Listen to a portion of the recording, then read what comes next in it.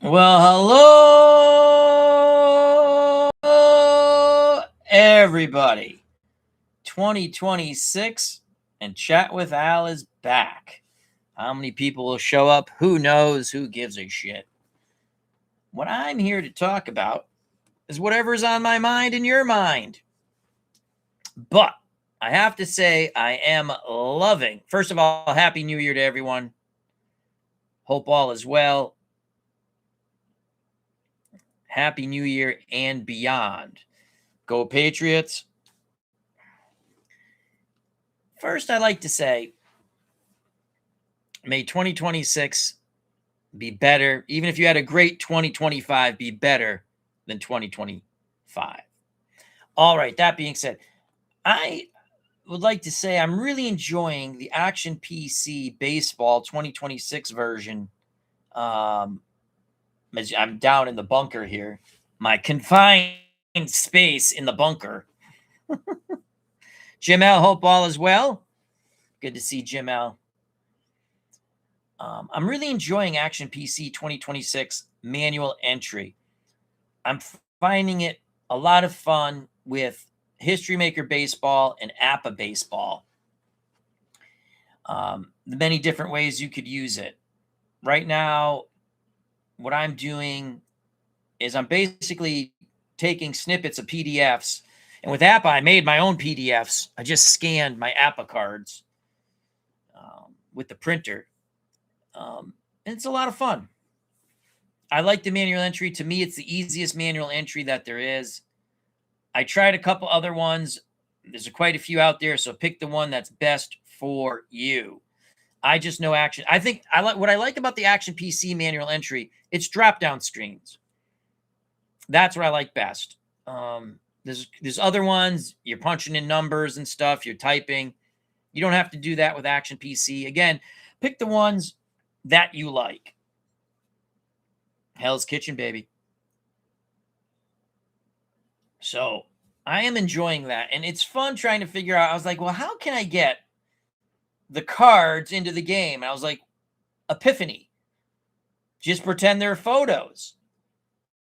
And that you load them in the same way to Action PC. So I loaded in some History Maker baseball cards of 1973. I've loaded in a couple of teams for APA 1978. We loaded in the Astros and the Reds.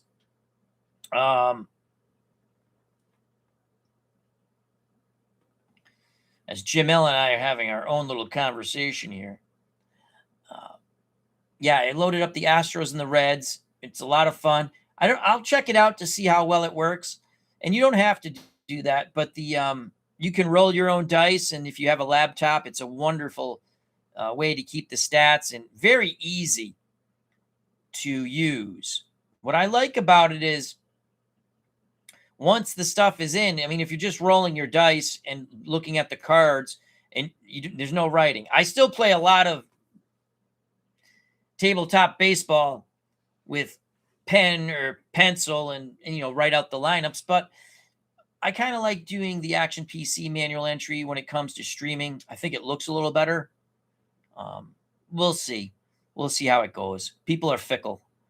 You try new things and people don't like it, so, but I like it. It's all that matters is that I like it.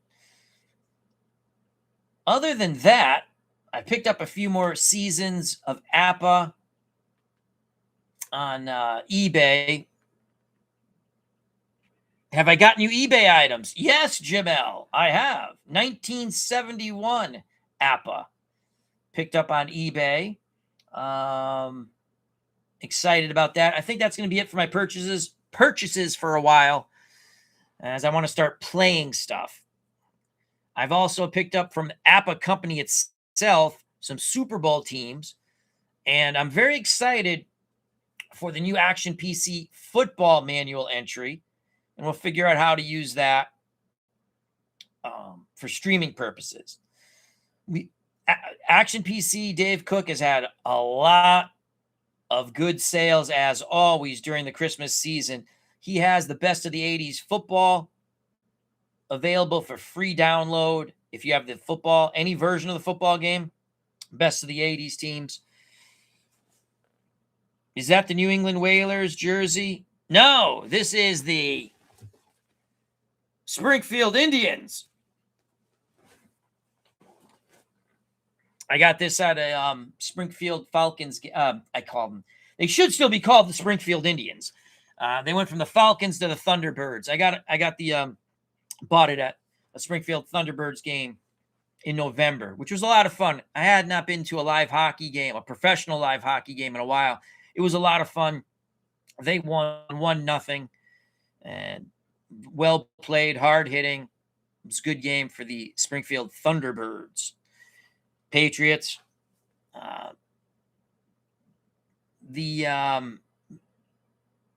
just really, again, it's phenomenal what Action PC has done with the baseball. And I guess hockey has manual entry, but I don't play card and dice hockey. I looked at Appa Hockey a couple of times. I almost purchased it on eBay, and I'm like, when am I going to play it?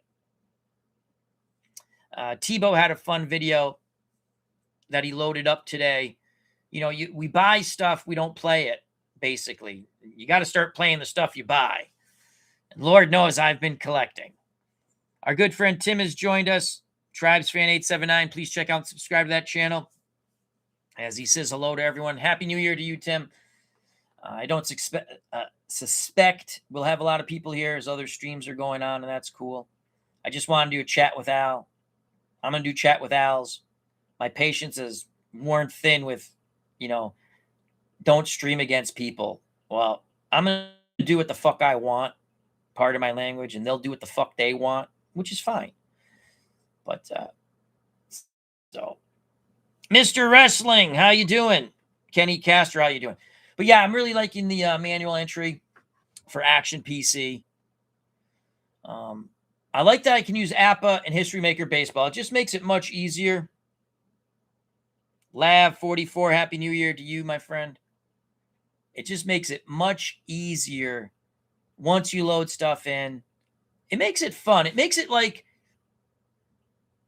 Appa Appa Basic is a really fun game. I never thought I would like Appa. Now, will I load cards in for Strat? No, because Strat has a pretty good PC game. Why would I load it in? Appa's PC game is okay, but it's not Appa. It's text. You can't roll your own dice. It's fun to listen to. Ernie Harwell, Beatles Eternally, does a great job with it. And Appa Go is kind of clunky. I tried that out. So now I have my own Appa PC game using Action PC. Is it perfect? No, but it's pretty fun. It doesn't do everything automatic. You still got to look at the charts, which I put away over there. And History Maker Baseball, what's great with it, with the History Maker Baseball and Action PC, right, is instead of saying, oh, how many innings can the pitcher go, I actually use the hybrid of Action PC. It tells me when the pitcher's tired. If the pitcher's pitching shitty, he's going to get tired. Or if he's pitching too many pitches, he's going to get tired. So you just take him out, or if he's going good, you let him go.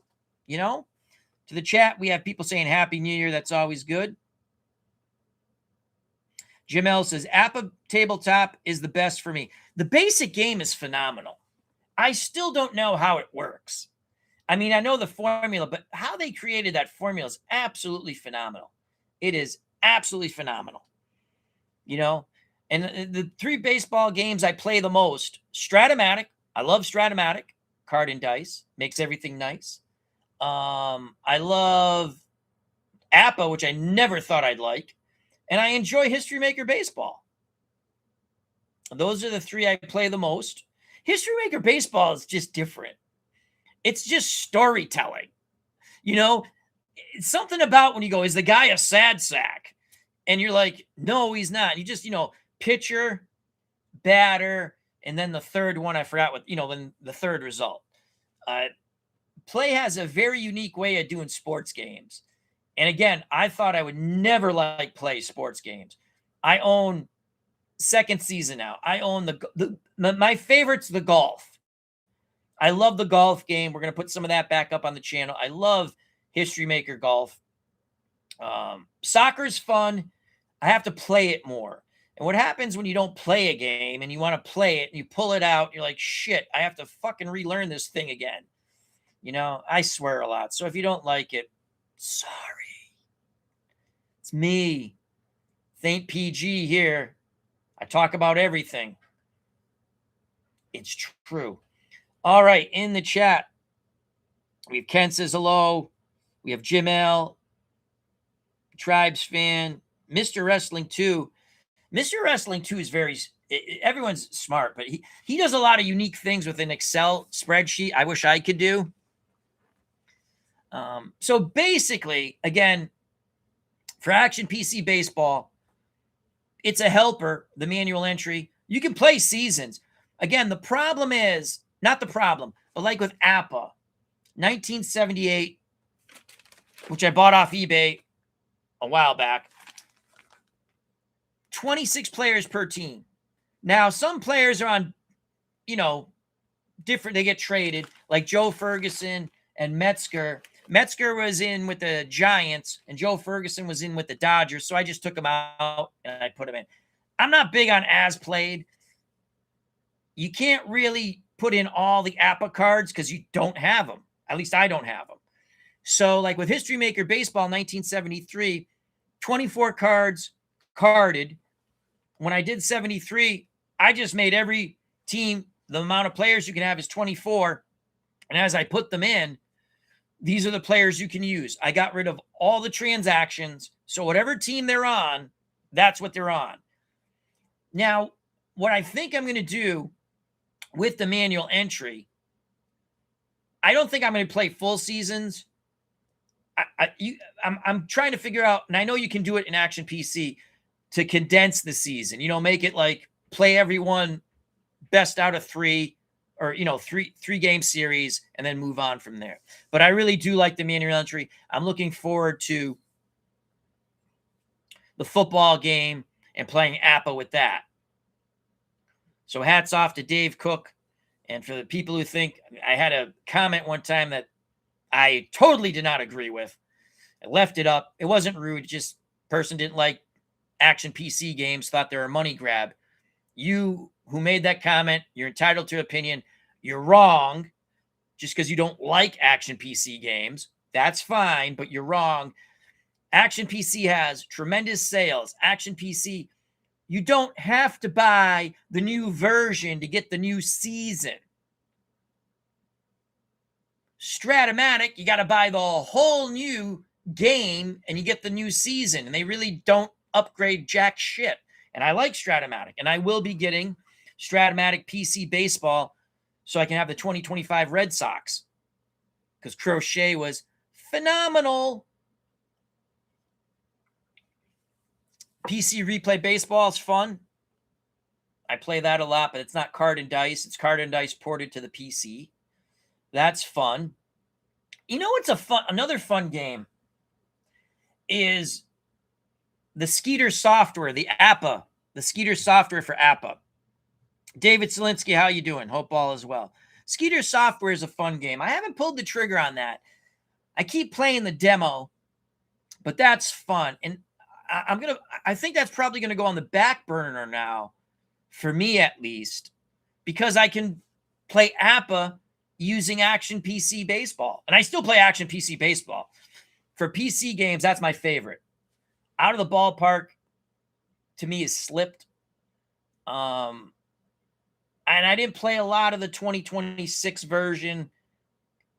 It's just the management, the PC, the AI management, excuse me, not good. Not good. Even if you set it, not good. And it's probably me. It's probably user error. But you never had to do. They took away, like, when you used to play OOTP, you could, in a few versions back, you could say, I want this pitcher to come in this situation. You come into the game. Can't do that. You have to do it in a roundabout way. And I play a lot of series, or I used to, in OOTP. So I want the closer to come in a little sooner than normal. And I'm talking about old seasons. I'm not talking about modern baseball. We'll talk a little bit about modern baseball in a moment. When you're playing old seasons, relievers would come in and throw 3 innings or at least 2. And so you're trying to set that. You're playing a series, best of 7. You might bring your reliever in a certain situation, down 1, up 1, tie game. And you can't do it the same way you used to for OOTP. I don't really play OOTP that much anymore. It's a shame. I just think the AI is stupid. If you make me look smart, you're pretty stupid. So, but I like Action PC. Action PC's phenomenal games. Phenomenal. Tribes fan, again, I'm not using StreamYard because I'm not paying that ridiculous sum of money. We might go back to it as we're bringing back Chats with Alan 2026. Oh my God, my eyebrows are fucked up. Ooh, there we go. I look tired because I was like just scanning cards, snipping cards, putting cards into the game. I was having a lot of fun. I only got 2 teams in, but I enjoyed it. It took me a long time, but I started to speed it up with the process. Tribes fan 879. Any relievers who throw 3 innings are usually coming in the game in the second and third inning of a failed starters. That's now. But if you go back and you look at Raleigh Fingers would come in the 7th inning. Goose Gossage would come in the 7th inning sometimes. What I'm saying is in old school, the problem with modern baseball, if your starters only go 4 to 5 innings, the bullpen has to pick up the slack. And then you hear, oh, the bullpen is tired. No shit, Sherlock. It's not brilliant. Get your starters to go 7 if they're going good. Then you only need to get 2 innings out of your bullpen. It's not going to happen all the time. It can happen. But when you hear announcers go, oh, he got his 100 pitches and he's out of here. That's the stupidest. That's not pitching. It's all about spin rate and throwing hard. That's why baseball's become glorified wiffle ball. We talked about this on Beatles' channel a couple of weeks back. He was kind enough to let me come on. I don't like the Ghost Runner. Get rid of it. Enough said about that. People, if you don't like extra innings, shut the fucking TV off and go to bed. Hell, sometimes I used to shut the TV off and go to bed. Put the radio on. Listen to it. What's the difference? Who cares if there's extra innings? They ban the shift. What do we? Guys can't hit the ball the other way, so now we ban the shift. Again, this is just stuff we've talked about already, but it's not. They come up with football, the kickoff rule, NFL, stupid. What the fuck is that? I can't stand it. I watch less and less football. I just check the scores out. It's not football. Just kick the damn ball off and let them return it. Back the kicker up. Let them kick it off. People, why not? It's going to come down to, hey, we're just going to start on the 25 and go 75 yards. Sports is sports. Sports is for competition. I don't know. Enough of that anyway.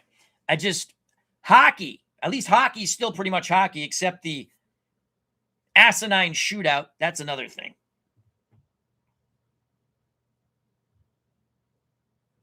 Mr. Wrestling 2, my number one fix for all sports, make the regular season matter. Yes, the regular season should matter. Don't get me started on college football. The portal, I didn't even know about the portal because I have been so disenfranchised with college football, which was probably okay, so it went boxing, baseball, college football. I love pro football right there, but college football, I loved college football. Whole teams leave to go to another team, it seems. They get paid a lot of money. Basically, college football is minor league football now for the NFL, which we already knew. The NCAA is one of the biggest bullshit organizations next to FIFA. You know, wow. Whole teams just leave in college football. I hope Indiana wins it all. And then they can all leave and go somewhere else to another school. I don't even know what eligibility is anymore. Because, like, if you leave, they give you an extra year or something like that. 7-year seniors. Now, just go back to playing sports. You know, baseball. It's not a timed game. If you don't want to watch it, change the channel. First of all, baseball is a regional thing. Its national ratings probably sink or stay level every year. It's a regional sport. Baseball still outdraws every sport for live. More games. You get 30,000 people, will say, a night to watch a baseball game live. Again, just approximating. It's a lot more than football because you have less games. No brainer.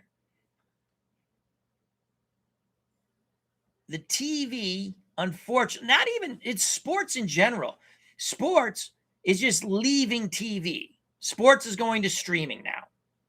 Going to streaming. The cable companies have not figured this out yet as they bleed subscribers and they keep jacking their prices up. The one thing that saves the cable company is, in most areas, the only place you can get the internet is, you guessed it, the cable company. Tribes fan. And now games will be back on NBC on Sunday nights. That is cool. I did not know that. I like that for Major League Baseball. You have to, and for God's sakes, can we stop? I never liked it. I don't care if it's a man or a woman. Can we stop the sideline or on the field reporter going up to a coach or a manager going, how do you feel about the game? That's what you want to do when you're a head coach, right? You're going into halftime for football and someone puts a mic in front of you. What are you going to do to win? Well, shit, man or woman. Let me tell you my whole fucking plan so we can tell the other team. Can we just get rid of that? We're not going to get rid of it. I know it. I'm angry old guy, get off my grass, which I'm not really. I'm just saying it's stupid. The halftime shows at the Super Bowl, first of all, the act is going to suck. Second of all, and again, just my opinion, do we really need, what is it, like a half-hour halftime show? Can you do it before? Because you'll get the same amount of views before. You really will. Because people just tune in to watch the concert. We don't need, it's bad enough for the Super Bowl that it's 2 weeks. And I get it. People are trying to make travel plans, yada, yada, yada. Bullshit. But then you have a halftime show that usually sucks, and 2 is way too long. So I would like sports. It's never going to go back. I would like sports to be sports. Stop the PC shit. Let sports be sports, right? Sports be sports. No messages except, hey, let's all try to treat everyone nice. That's a good message for everybody. You know, sometimes it's tough to watch. I'm sitting there trying to watch. I want to watch sports. And it's not sports. It's getting slightly better. They're all slightly learning that when people tune in, they want sports. Back to the chat. Go blame In Living Color for the NFL having extravagant halftime shows. I blame NFL. Stop having it. They suck. I don't care about whether the sideline reporter is a man or a woman. Just get rid of them. I don't like them. I mean, you should have them, like for injuries and stuff. But it's just stupid. Call the game. Call the game. You know, Just call the game. Anyway, that's my old man get off my lawn rant. How's everyone doing on this new year? What are you looking forward to? I'm looking forward to, when it comes to gaming, hopefully a little more gaming time. And I hope all you guys have that, and women have the same thing, some gaming time, some fun time. Because we all go through life, work and all that stuff and other things. Need a little downtime. So I'm actually looking, like I said, I'm looking forward to Action PC football manual entry. Excellent game anyway for football. But again, I can figure out how to load in the cards. I don't know how well that would work, though. But we'll figure it out. It's something different. Because, again, APBA, way back in the day, APBA had a football game on the PC. Obviously, they still have the baseball game. They had a hockey game on the PC. But it's, I think there are floppy disks. Because you can go on eBay and people are trying to sell them. And my laugh is, how can you even play those things? Is it possible still to use a floppy disk? I mean, most computers don't even come with the disk drive anymore. I have a manual one somewhere. So if you have I can watch a DVD or an HD. Back to the chat. Tribes fan says, I hope to get more than one project done this season. Already got 2 games of a project on YouTube. The Roberto Clemente one, right? You're doing the Roberto Clemente project? Jim L., look forward to you playing some more pro strategy football. I haven't played that in a while. Have not played that in a while. I've been in a card and dice mode with a lot of APBA and Strat. Something about, like, when you work with a computer all day, and most people do, not everybody, you come home, and if I have time, I love to write out a lineup, roll the dice. It's relaxing. If I don't have time and I need my gaming fix, because I'm a gaming junkie at times, then I'll play the PC. And I like PC. I go back and forth, but I tend to play, as I get older, I look forward to playing card and dice. And I still write up lineups. I got my table over there. I have my crazy microphone right here that just shuts off whenever the fuck it wants. Are we on? Are we on? Bueller. What movie's that from? Come on, you got to get that one. Not that hard. Yep. Tribes fan says the Clemente project. Super Bowl pre-play. Yeah, we could do that. Ferris Bueller, you are correct. You rang. Are you being served? That was a fun show. Menswear.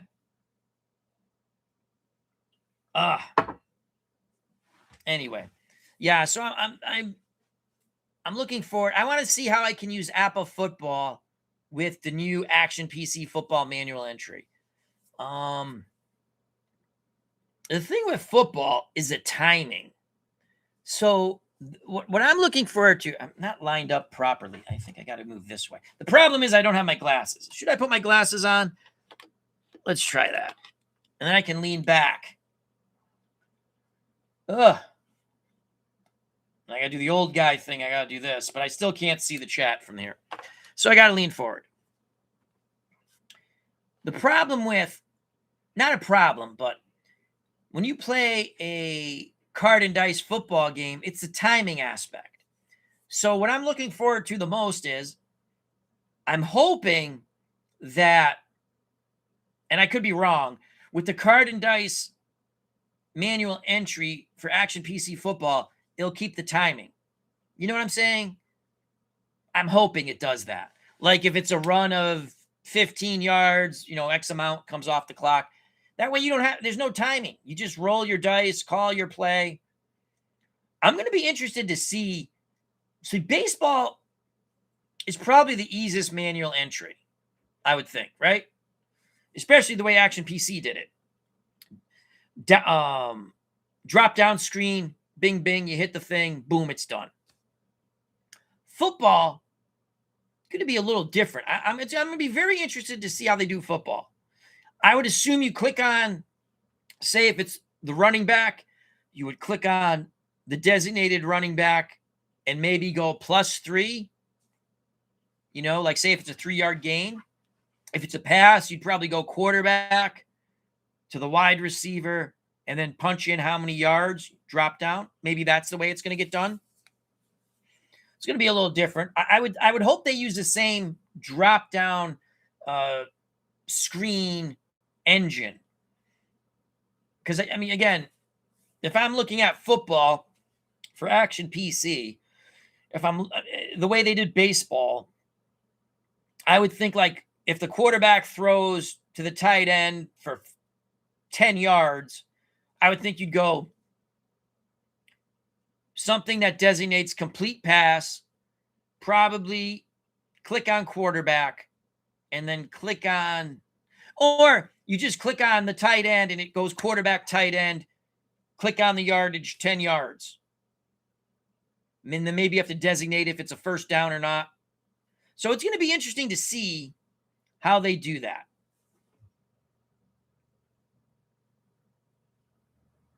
Jim L says, takes forever to play APBA football, but it's fun. Well, sometimes when I play APBA, I'll play drives. I'll give each team X amount of drives, 8 drives, 4 and 4. Sometimes I play out APBA. I've played out a full APBA game. I don't do half ticks. Everything's a full tick, and I give each team 3 timeouts per half. And a timeout, the way I play APBA, is if you call a timeout, no tick comes off the clock. So you get 3 extra plays, basically, if you use it. Sometimes you don't use it in the first half. You only use it in the second half. But that's the way I do APBA. I think if you want to speed up APBA football, if you want, try 8 drives, 4 and 4. You'll get a realistic score. If you're trying to keep yard stats and things like that, your final score should be pretty good. How the dice gods decide to roll it. But, I mean, if you're trying to keep stats, it's going to be a little off. Or another way, if you want, because for APBA timing of football, it is 30 plays per quarter, right? Yeah, 30 plays per quarter, I think. Trying to remember now. It's not 15, it's 35, 5 and 5. Is it 15? Maybe it's 15. No, it's 15 plays per quarter, I think. Whatever. 1, 2, 3, 4, 5. 1, 2, 3, 4, 5. Yeah, I think it's 15 play. Is that right? 15 plays per quarter? I've been playing drives, so I'm trying to remember back. But that's what I'm hoping, that the Action PC manual entry will take care of the timing. But APBA football is really fun. It feels like football. Second season football is really fun. Those are the 2 I play. I play mostly APBA. Second season, again, I don't play it enough. And when I go to pick it up, I'm like, you got to kind of remember it again. Where APBA, once you learn APBA, it truly is easy. You know, especially baseball. Here's the thing I forget about APBA baseball once in a while. I forget to change the pitcher's grade. And sometimes I forget to flip the chart. But outnumbers are outnumbers. There is a difference if someone might move up or if it's a sac fly sometimes.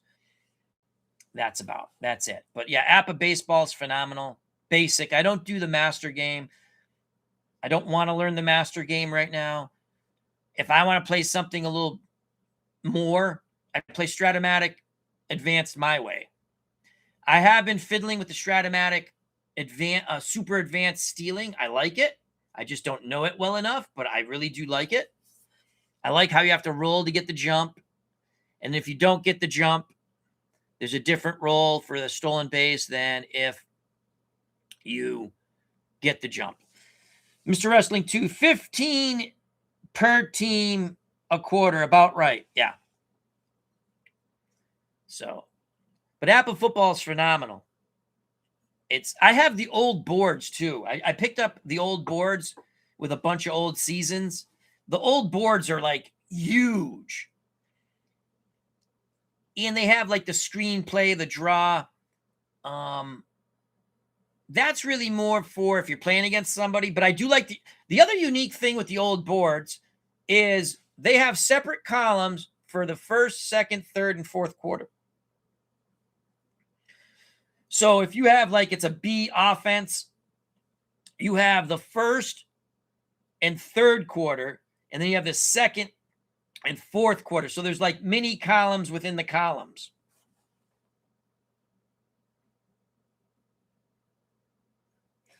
Enzo says, when you play season replays, are you playing every game?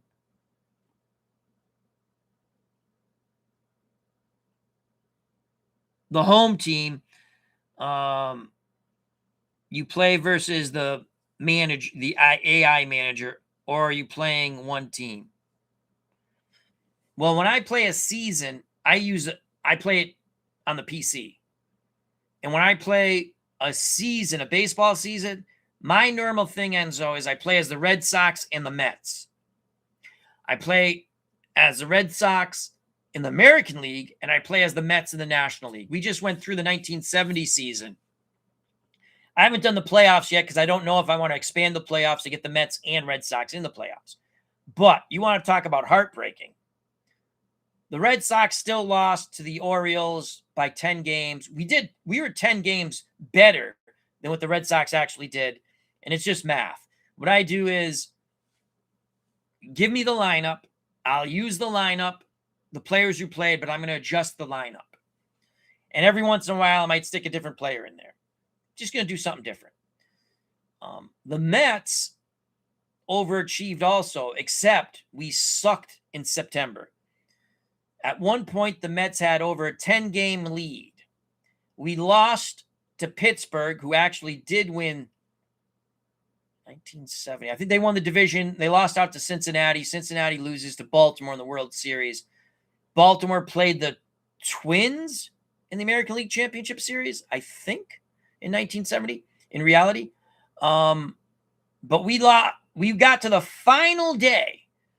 We had to win. Pittsburgh lost. Again, we blew a huge lead.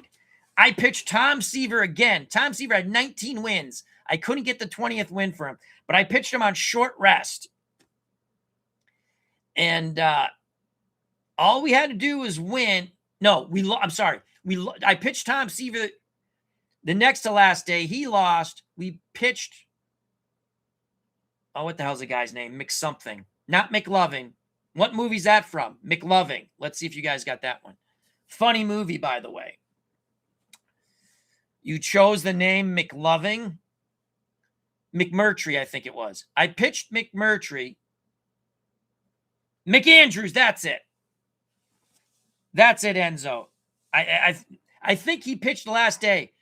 And all we had to do was win. And we would have had a one-game playoff.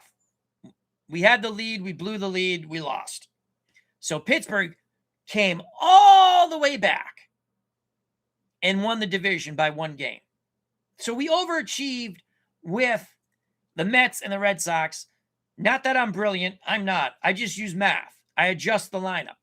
Like Jerry Grote hit well for the Mets in real life, but they batted him low in the lineup. They usually batted him before the pitcher. I moved him up. I batted Jerry Grote sometimes 3, sometimes 5, sometimes 4. You know, I put that 280 hitter up higher in the lineup, but that's me just using math. They don't have that hindsight. So to me, that's the way I play my replays. Now, card and dice, I don't play seasons. I don't have the patience to do it. God bless people who've done it. I play series. I play mini seasons. Let's get back to the chat.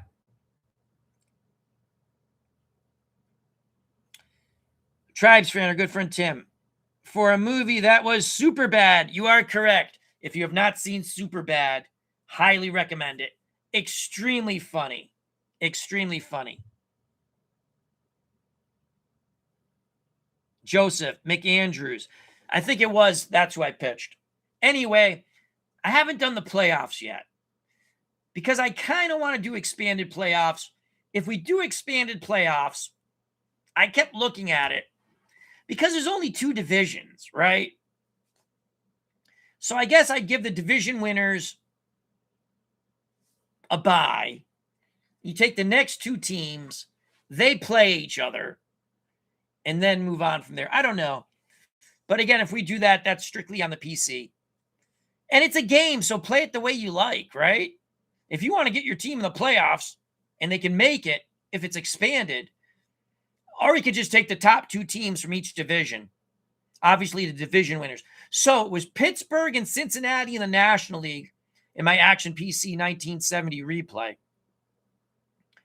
And in the American League, it was Baltimore and Minnesota just beat out Oakland by, I think, 2 games. So if we did the expanded playoffs, it would be, yeah, but see, then it's just the Mets playing Pittsburgh again. Yeah, I don't like that. I don't like that. I got to make it. I don't like that. I don't like the way that goes. Cutter Historical, man, it's hard with Al and Uncle Dave Gardner. Go wherever you want. I'm going to stream what I want. My patience, I try not to stream against people, but no one has a monopoly on streaming. I'm going to stream what I want. They stream when they want. That's cool. Go wherever you want. Just go wherever you want. So, Cutter Historical. One day I want to chat with Al. Well, I don't use StreamYard anymore, so it's difficult to have guests. And to be honest with you, every time I try to get people on, they don't want to do it. So why have guests?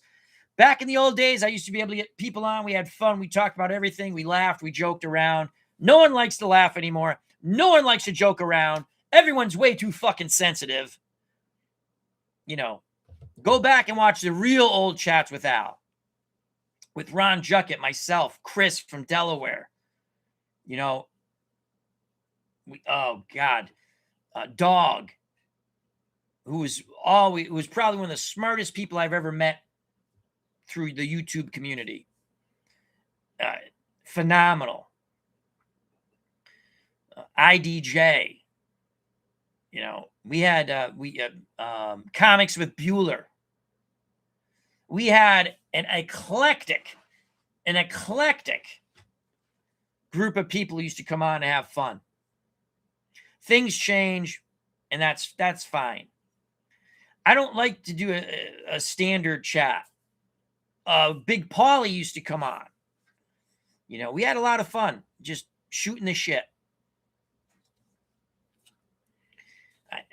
So those were I'd love to do that again. That was fun. Uncle Ron Juckett has the most wicked sense of humor.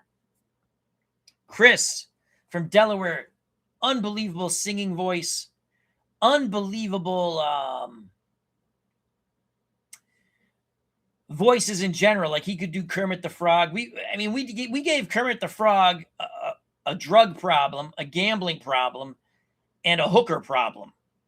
It was like one of the funniest things we ever did. That was a lot of fun. We have Comics with Bueller on. We had lots of people, not even from the gaming community.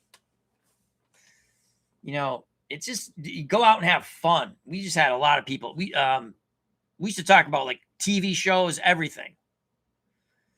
So that was my favorite thing to do. Back to the chat.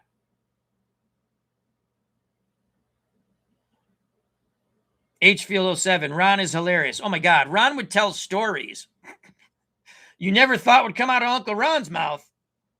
Uncle Ron's still one of the best, if not the best.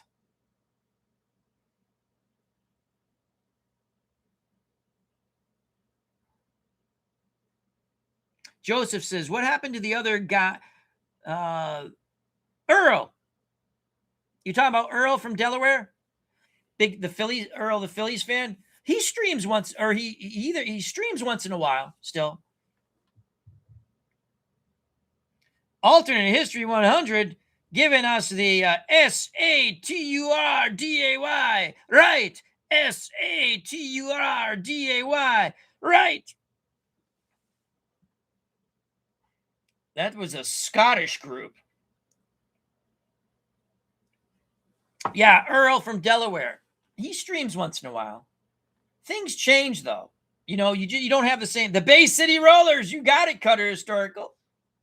SATURDAY, right? It's a Saturday night. Aye, aye, aye. I love the Bay City Rollers. They had a cartoon. I never knew that. I saw that. I was like, holy shit, they had a cartoon. The Bay City Rollers. They were the original boy band. You got too old, out of there. Menudo, the Latino original boy band. You got too old, out of there. Put in a new young guy. I think Ricky Martin was in Menudo. Okay, here's a trivia question. If you guys get this, there's no way you're getting this. No way. Not sports related. I don't do sports related trivia. I would, but I can't remember them. Ricky Martin. What soap opera was he on? Ricky Martin. I want to see if anyone gets that. Ricky Martin. Anyway, not Ricky Bobby, but Ricky Martin. Okay. Highly recommend. Nurse Teresa and I, we watched The Roses, which is a remake, sort of The War of the Roses. The original had Michael Douglas and, oh crap, what was that woman's name? I can see her. But it's about a marriage that goes south. South. And in the new one, it's Cumberbatch. It's a very good movie. Oh, God, what the hell is that woman's name in the original? Kathleen Turner. I think it's Michael Douglas and Kathleen Turner in the original. War of the Roses. The new one is The Roses. Oh, my Lord, Joseph, my friend. He's got it. General Hospital. You are correct. Ding, ding, ding. Oh, you know what?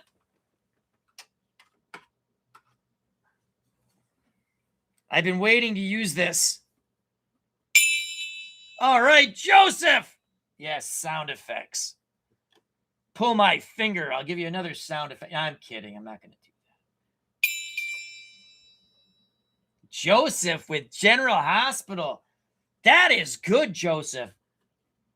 I didn't watch General Hospital when he was on it. Anthony Geary just died. That's when I watched General Hospital. No cable TV. Come home from school. Watch General Hospital with my mom. And then watch the 4 o'clock movie.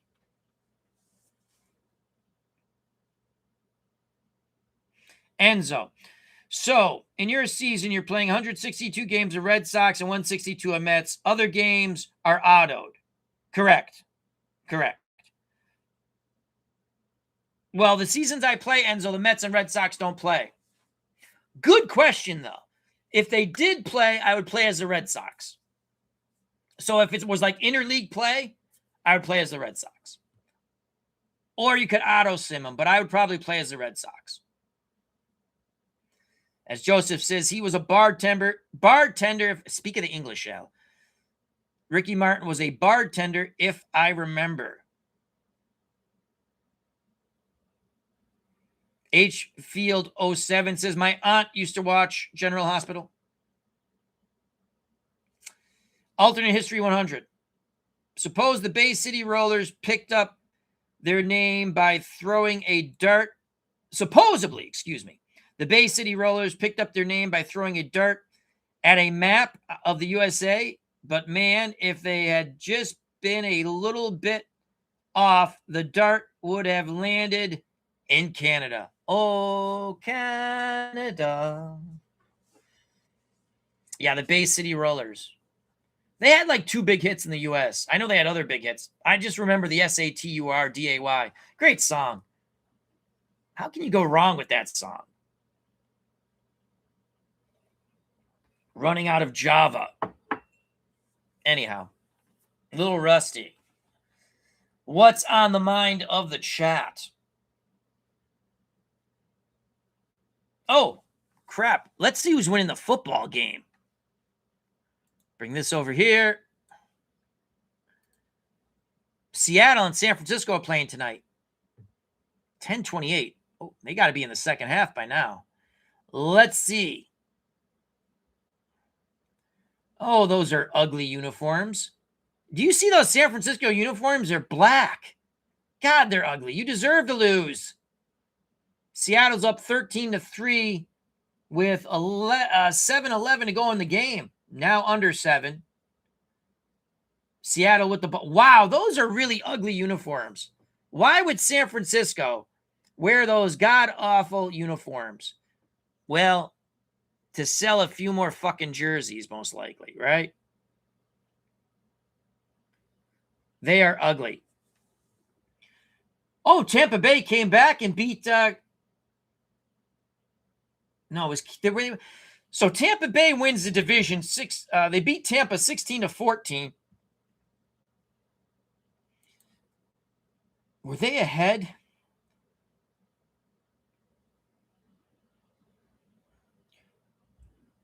So Tampa Bay, how'd that game go? They're up 13-7 at the half. I watched just a minute or so of that game. But Carolina's out. Tampa Bay ekes in. And it looks like San Francisco will not win the division, but they will make the playoffs. Alternate History 100. Did anyone see the movie Christie? What's that about? I've not seen that movie. I do recommend The Roses, though. I recommend that. That was a good movie. If you like, it's quirky English comedy, dark humor. Highly recommend The Roses. Watch Stranger Things. That was good. So I've watched. Well, I won't say anything. I know there's some people still hoping to watch Stranger Things, but for God's sakes, watch it. Uncle Dave Gardner's here. How you doing, my friend? Check out and subscribe to that wonderful channel, Dave Little Epic. He'll be loading a video tonight on the year he does. If you're not familiar, please subscribe to Dave Little Epic channel. Lots of legends of wrestling, card and dice wrestling, very fun. Might bring that back on the channel, but Dave Little does it the best. Dave Little says he's loading it now, and it is the, I think he said it's like the year awards.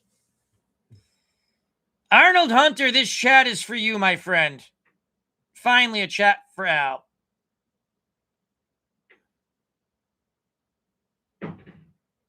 Some roads lead, says, evening, folks. I wish I could move this over here so I could see it right here. I don't want to push in close.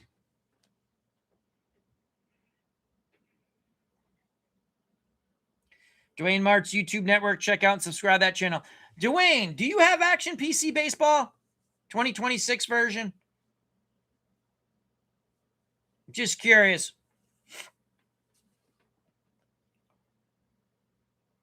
And if you do, have you tried the manual entry? I already talked about it. I'm not going to go through that ad nauseum. No one wants to hear that again. I really do like the manual entry.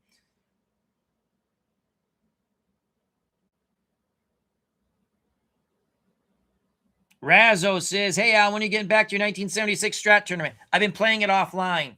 Mets beat St. Louis. No, I'm sorry. Mets beat Montreal, and the St. Louis beat the Cubs.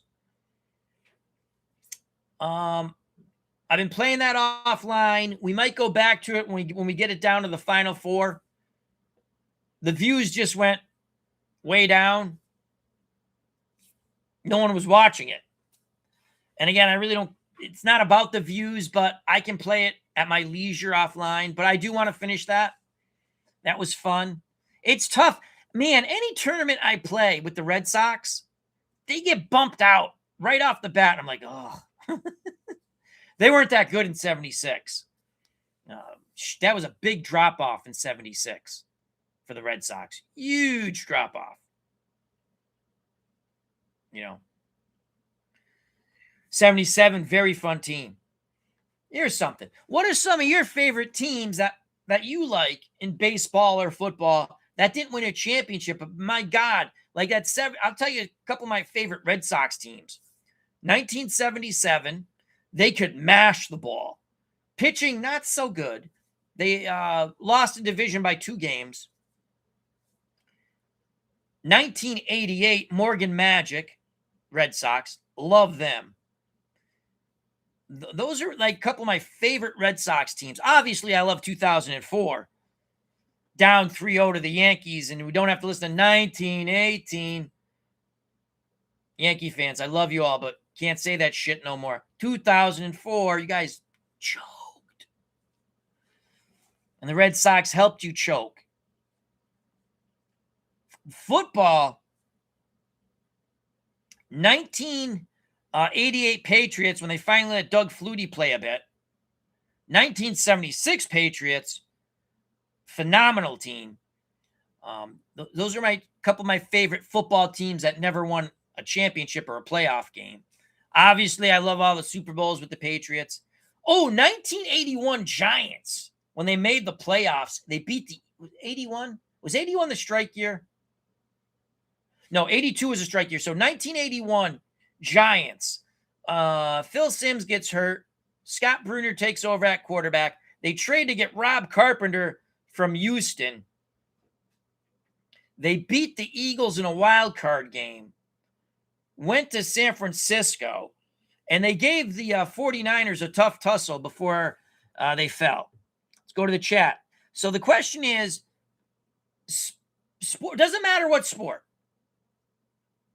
Even if it's individual, like someone who didn't win a championship or didn't win a big golf tournament or didn't win a big tennis tournament.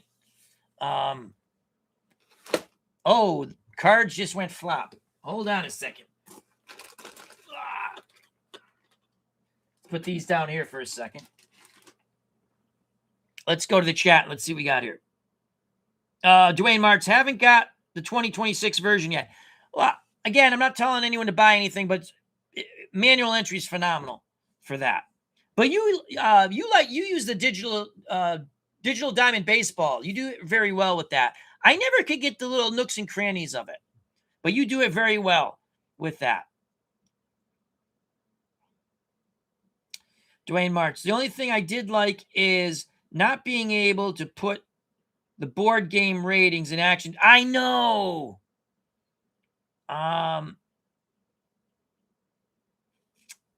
He says, I did like how you put the History Maker baseball cards in. Well, again, what I did was I have PDFs for those 2 seasons. I actually printed them too, and I just use a snippet tool. And so if it's Louis Tiant, instead of you use it as a photo. It works well with History Maker baseball because it's big enough where you can read it. I try to go in and punch in ratings. It didn't come out the way I thought. So, Some Leads Rhodes says the 1981 Expos, a Blue Monday away from the World Series. Oh yeah, Rick Monday hit the homer. Oh yeah, that was a fun team. 81. 82's 81's a strike year, right? That's when they had expanded playoffs. 81, was that the strike year? Because the Dodgers finally beat the Yankees with Lasorda as a manager. That's a good team, yeah, that's a good one. H Field, 07. I love the 05 Bengals, my favorite football team, I think. And Carson got hurt on the first drive of the playoffs. Bye-bye, they went. Razor, the 2006 Mets were the best team in baseball, but they lost to a hot Cards team in the National League Championship Series.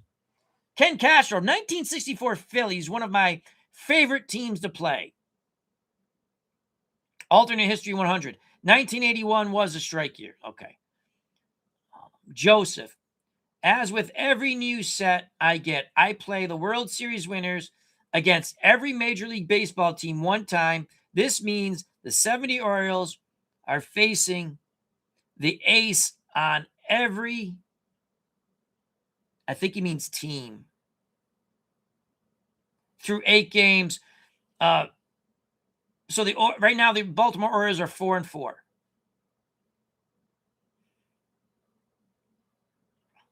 Gandalf, 90-91 North Stars, 68 points, made it to the finals until the Penguins demolished them.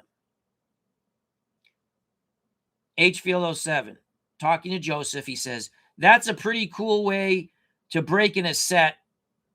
That was the worst performing World Series winner you saw. Ha ha. That is an interesting way. What I'm doing with my 76 APA set, something similar. I just take the Red Sox and I play 4 games home, 4 games away against every team in the American League. I took the Mets to play the 8 games against the Mets and everyone else 6 games. So far, I have to get through 2 more American League teams to finish up the American League. Enzo, do you play APA Go? I tried it. I don't like it. I wanted to like it. I tried it again. I like, what the hell is the Skeeter software one? It's APA, but with like it's advanced APA or master game APA sort of. I like that. I haven't bought it yet. I played the demo. When I first tried it, I didn't understand it because I didn't know APA. But now again, if you're just joining us with Action PC manual entry, I can play APA Basic and use Action PC. So I kind of created my own APA baseball game. Same thing with History Maker Baseball for the PC.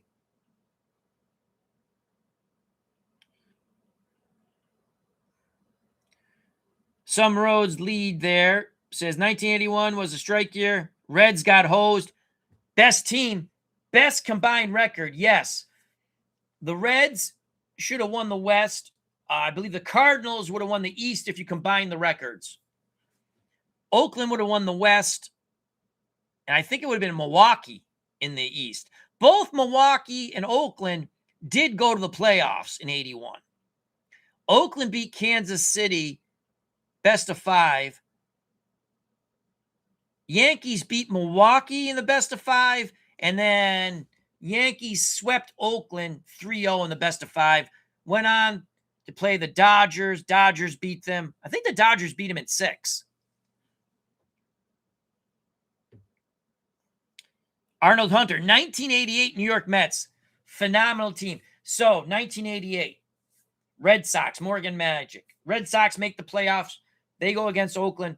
Mets go against the Dodgers. All I was thinking was I wanted that rematch so bad against the Mets, and then neither of the teams made it. And then the Dodgers, of course, upset the Oakland A's. John DFW. Good book about the Expos is Up, Up, and Away. Can you get that on Kindle? Alternate History 100. Individual who never won a championship. Howard Davis. He had 2 shots and came up short. If you don't know who Howard Davis was an Olympic boxing gold medal winner, 1976 Olympics. He lost, was it to Jim Watt? Did he lose to Jim Watt for the lightweight championship bid? And I don't remember, what was the second, who did he fight the second time for the lightweight championship? I think Jim Watt beat him. But that's a good one. Howard Davis was an excellent boxer. Not too much of a punch, but he was a good boxer. Gold medal winner. So hopefully, I think it was Jim Watt beat him. I don't remember the second title shot. Slipping my mind. And usually I remember old stuff. It's stuff from yesterday I don't remember.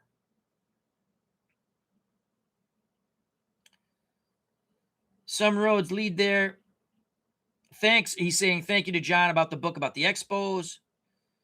Our good friend Sports Time Machine. Mr. Utah Mike says hello, chat.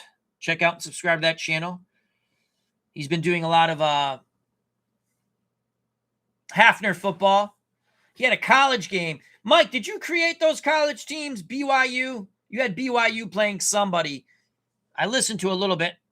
I got to go back. And the Hafner games are like, what were they, from the 90s?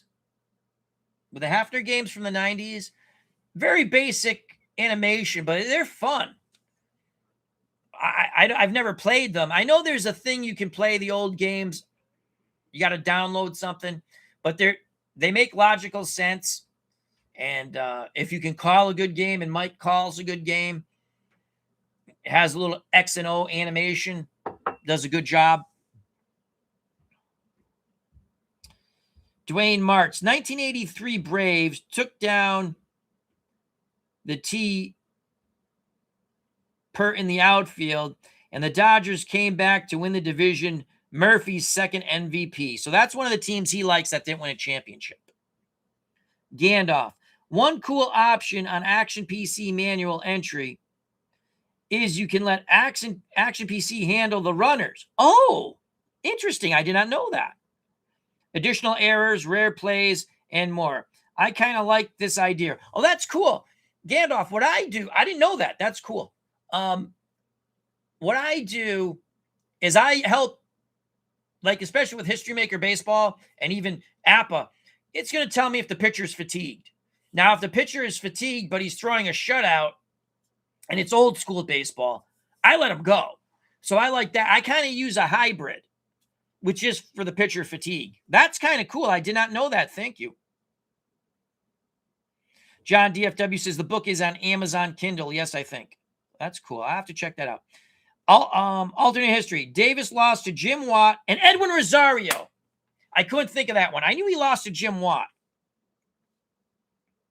Joseph. Mike Scioscia's home run off Gooden was a crusher. That was 1988. Dave Little Epic. Hafner's Rampage Wrestling was awesome.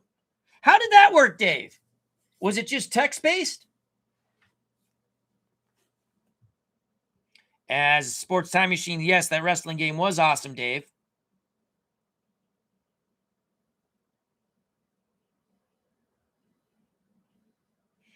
As Sports Time Machine says about the Hafner football game, play's still great in my opinion. Yeah, I enjoy listening to it. Gandalf. Look for the option under rules, last tab, manual entry, last checkbox. Cool. That's actually an interesting feature. That sounds cool.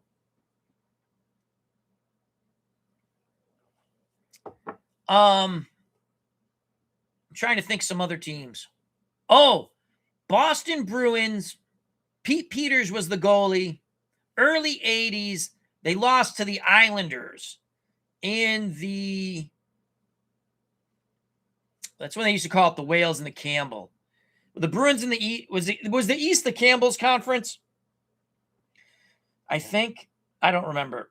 But they lost to the Islanders, which were a powerhouse. Islanders were in their the phase of winning all the Stanley Cups. The dynasty phase. God, I want to say, what's it? 81, 82 or 80, 81 Bruins. Pete Peters. They picked up Pete Peters from the Flyers. I think that's where they got him from. I actually had an autographed picture of Pete Peters. Don't know where the hell it is now. I'd love to find it. I don't think I threw it away. I just don't know where it is.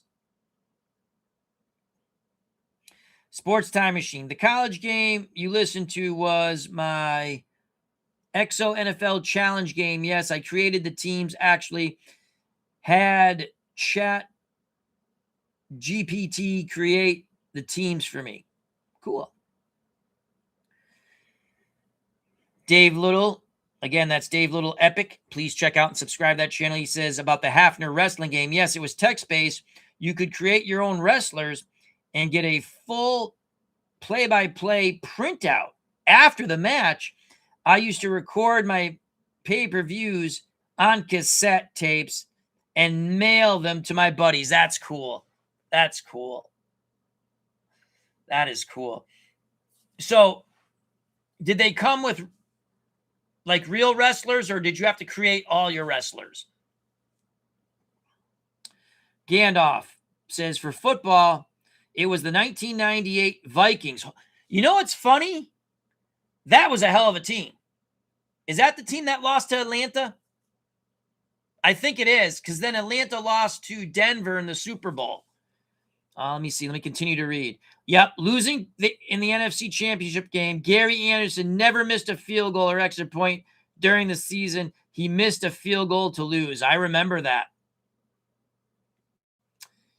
Alternate History 100. Islanders won 4 in a row. 80, 81, 82, 83. So, yeah, it was one of those Bruins teams. Pete Peters just came over from the Flyers. I think it was his first year there. He won like the goalie of the year, whatever that award's called. I'm not a hockey guru. I watched a lot more hockey, a lot more hockey when I was younger. But that was one of my favorite Bruins teams. I like that team. Of course, the Hartford Whalers, loved them. First year in the NHL, Gordie Howe and his sons, they lost in the best of 3 in the first round to the Montreal Canadiens.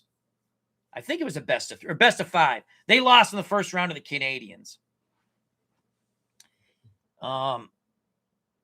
Dave Little says, it came with real wrestlers.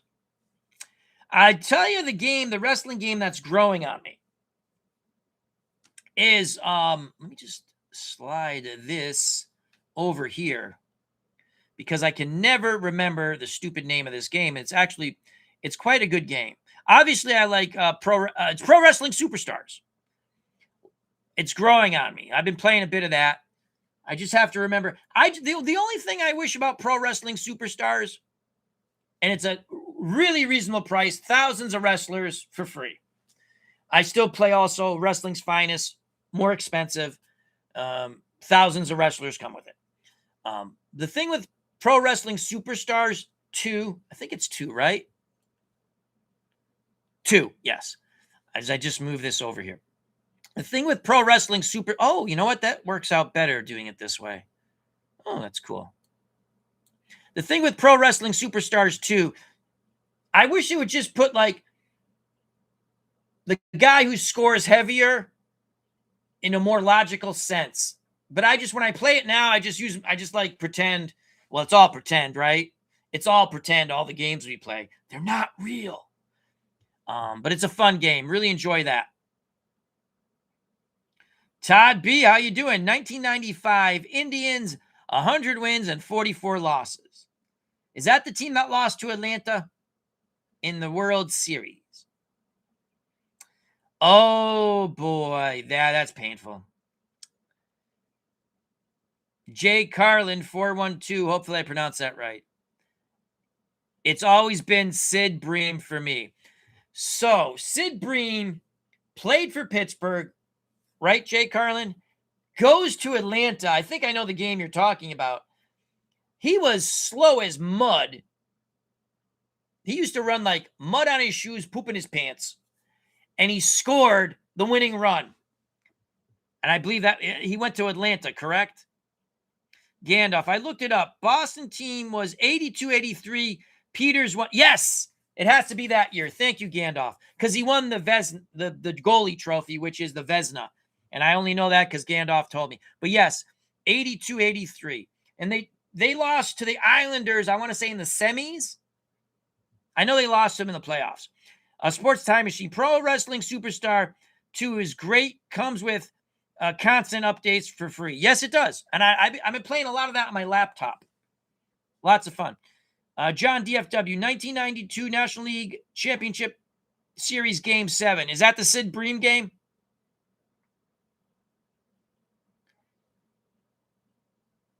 Jay Carlin, Bonds didn't hit the cutoff. Jay Carlin, yep. He was a fan favorite here before that too. Heartbreaking, LOL. Yeah, that is. So here's my question to Pittsburgh Pirates fan. Red Sox, and again, I don't do it anymore because when I found out about Bucky Dent's upbringing, I can't hate him. I never hated him. I just hated he played for the Yankees and hit the home run. Though that was not the game-winning run. Reggie Jackson hit a home run later, and that was actually the game-winning RBI. Is Sid Bream looked at in the same light for Pirates fans as Bucky, as I used to call him, Bucky bleeping Dent? Dwayne Marks, 1983 Washington Redskins, best scoring offense in the NFL history, and they got killed by the Raiders in the Super Bowl. John DFW, 1983 Super Bowl is the first one I remember. First Super Bowl I actually watched beginning to end, 1977. Denver and Dallas. I always liked Craig Morton for some reason.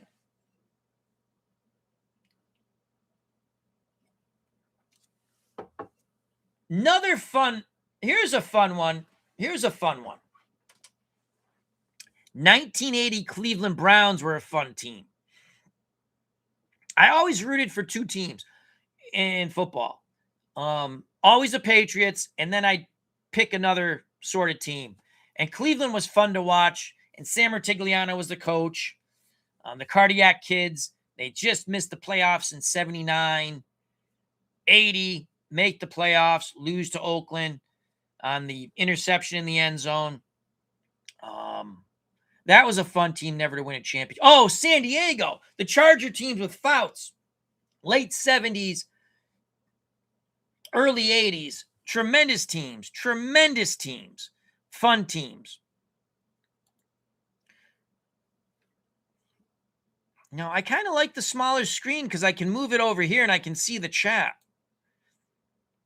I'm going to do it this way. It doesn't affect what you guys see, so. Back to the chat, and I don't have to squint. Brock Riblet says, Happy New Year, Al, and everyone. Happy New Year to you, my friend. What's going on? Dwayne Marks, I believe it was Beatles that told me Sid Bream, I think that's what he means. Corrected it to Sid Bring. Sid Bream still lives in Pittsburgh area and is very well liked. Does a lot of charity work there. Cool. Sports Time Machine. Mike Davis with the pickoff in the end zone. That's the Cleveland game, 1980. Don Cockcroft, I want to say, missed 2 field goals in that game. And so instead of playing it safe and kicking the field goal, like throw the ball away if he's not open. Yeah, that was tough. Though the one good thing and again, I don't like the Oakland Raiders, or didn't like the Oakland Raiders. I did like Jim Plunkett, and I actually liked a lot of Raiders players. I wasn't rooting for them in the Super Bowl, but when they won, I was very happy for Jim Plunkett. Gandalf, trivia on Craig Morton. Dallas traded him to the Giants because he was disgruntled. They got a first-round pick, and it was Randy White. You are correct. Todd Christensen, what team did he start with? Became an all-pro tight end. Kind of goes hand in hand with what Gandalf said, so I kind of gave it away a little bit. As Dwayne Martz says, sorry, darn spell checkers. Jay Carlin says, yeah, never hated Bream. We still love him. Alternate history. I hope you do some boxing on the channel soon. I think we will. I actually had a fun match. I played Stratomatic boxing. I played, Jesus. It was Antifermo and Mustafa Hamsho, a fight I always wanted to see. I did that in Title Bout 2 on the PC. And Antifermo broke Hamsho's jaw to win by TKO in a very close, mauling, brawling, at times ugly fight. I almost did that this afternoon online, but I was like, I was going to do Saturday afternoon. Though there wasn't a lot of boxing on during football season. You used to see a lot of boxing on TV right after football season, and then you saw it in the spring and the summer. Cutter Historical, that's right. Cockcroft missed an extra point. You are correct. I forgot about that. Dwayne Mart's YouTube network. Jim Plunkett, what a great story. From his upbringing, Heisman Trophy winner. Yeah, his parents were both blind. And then disappointing start to his career, finally to win 2 Super Bowls. Well, he went to a very bad Patriot team. And I mean, the 1 year, there were 2 games under 500, and it was because of him that they won that many games. And they ran the ball well also. And then in 74, they petered down. They should have made the playoffs, but they were on the way of making them. They ended up finishing 7-7 in 1974. 14-game schedule. They were 7-4 with 3 to play or something like that. And they lost all 3. I'd have to look it up, but they should have made the playoffs. I think they beat the Rams that year. They beat a couple of really good teams early on.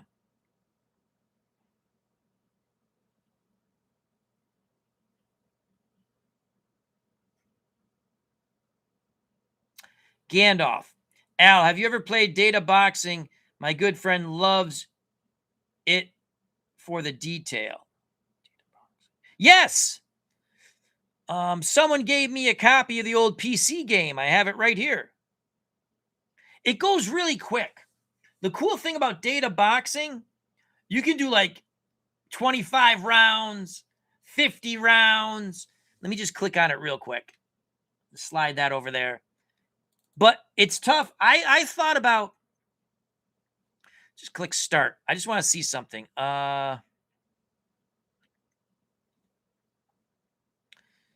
Demo.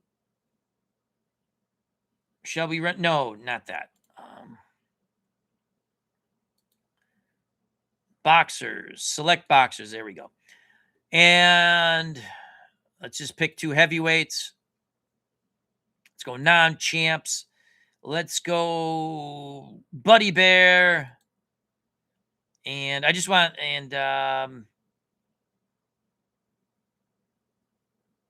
Buddy Bear and not, is this Henry Cooper? Henry Cooper. Do I have to slide this? I'm trying to remember now. Oh, yeah, we got to drag it. So let's bring Buddy Bear there.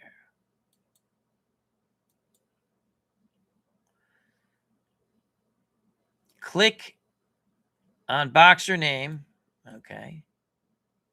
Or drag. It's been a little while since I've done this. Anyway, I don't think I did it right.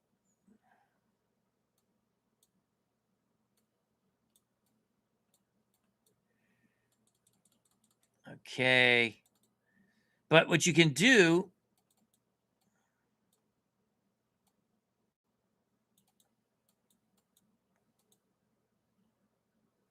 so number of rounds, you can actually, oh no, it's Cooper and Cooper. I don't want that.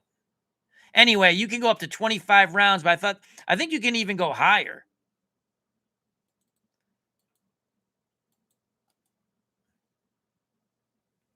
Where is that? Anyway, that's what's cool about that. And let's just leave that.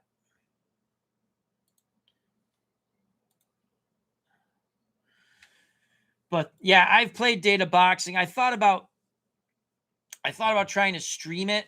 It's just not very streamable.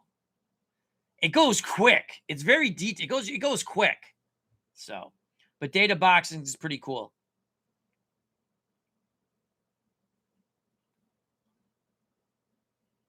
Brock Riblet. I played some Legends of Boxing 2 the other night and got the rare ruptured eardrum on the cut chart. It was awesome. Legends of Boxing 2 is awesome on the PC. Tired About 2 is awesome on the PC. Glory Days Boxing, excuse me, coffee burps. Glory Days Boxing is awesome on the tabletop. And hopefully someday we can bring that to PC. Plunkett's parents were both blind. You can look that up. I'm pretty sure I'm correct there. Never saw him play.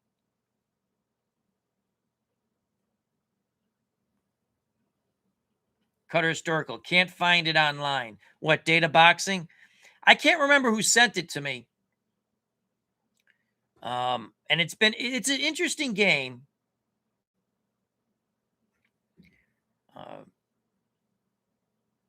Jay Carlin says, that's sad as hell. I think he's talking about Plunkett's parents. Yeah, they were both blind.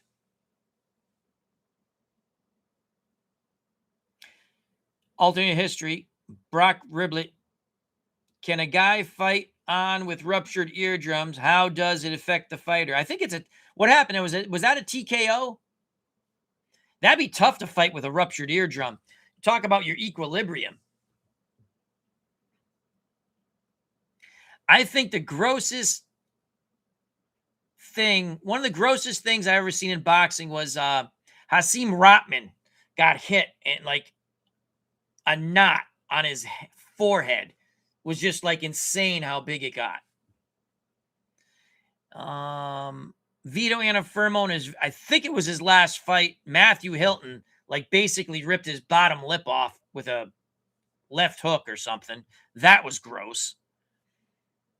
Rocky Marciano, the split nose against Ezzard Charles that went like this. Yeah.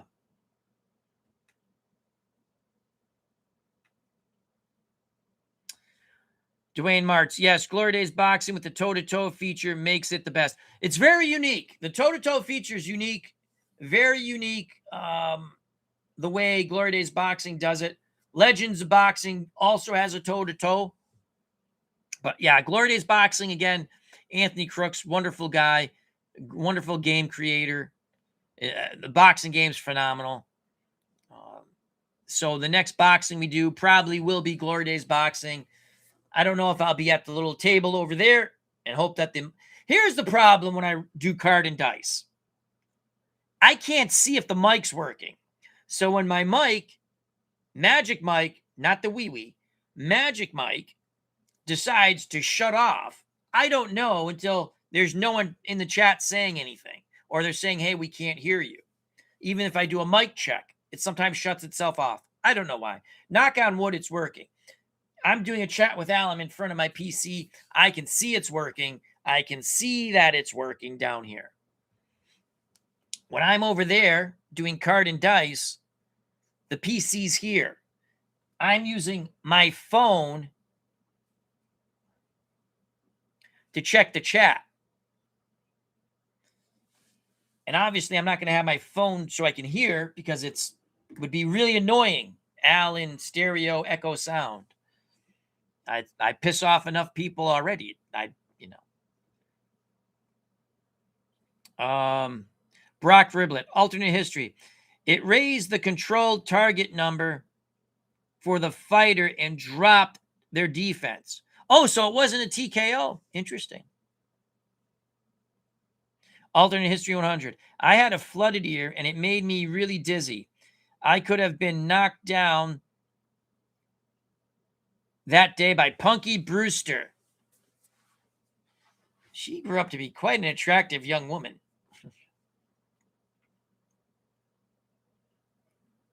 Punky Brewster was Punky Brewster the one that had the dog and the guy from Soap? On Soap, his character's name was Bert. I think it was, right? No, that's something different. I can't remember. Brock Riblet, nope, no TKO, but it completely changed and swung the fight. Very neat wrinkle how it played out. Absolutely. Cutter Historical, Brandon the dog. Was the guy from Soap on Punky Brewster? The guy on Soap, it was Bert. His name was Bert. I think he was. So we've named some. I said the 81 Giants, right? Hockey. what was it? The 82-83 Bruins. Someone looked that up for me when Pete Peters won the Vezina. Baseball, 77 Red Sox, 88 Red Sox, teams that didn't win the championship. Football, 88 Patriots, 76 Patriots.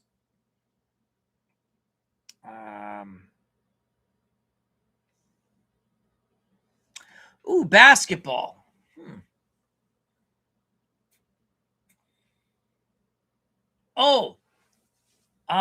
The New York Knicks with Bernard King. God, what year? What year? I can't think of it. They beat New Jersey in the first round of the playoffs. I think they lost to the Celtics or the Sixers. That was early 80s, mid 80s. Bernard King. Then Bernard King hurt his knee. Early 80s, I think.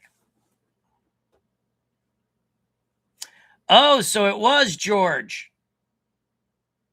Okay, so I remember Punky Brewster correctly then.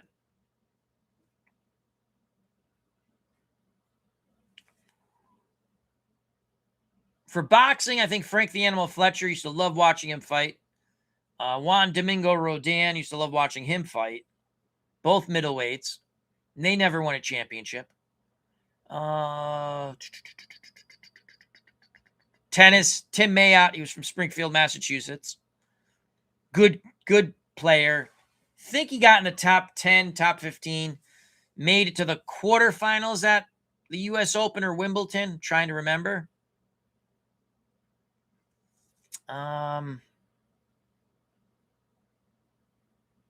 Golf.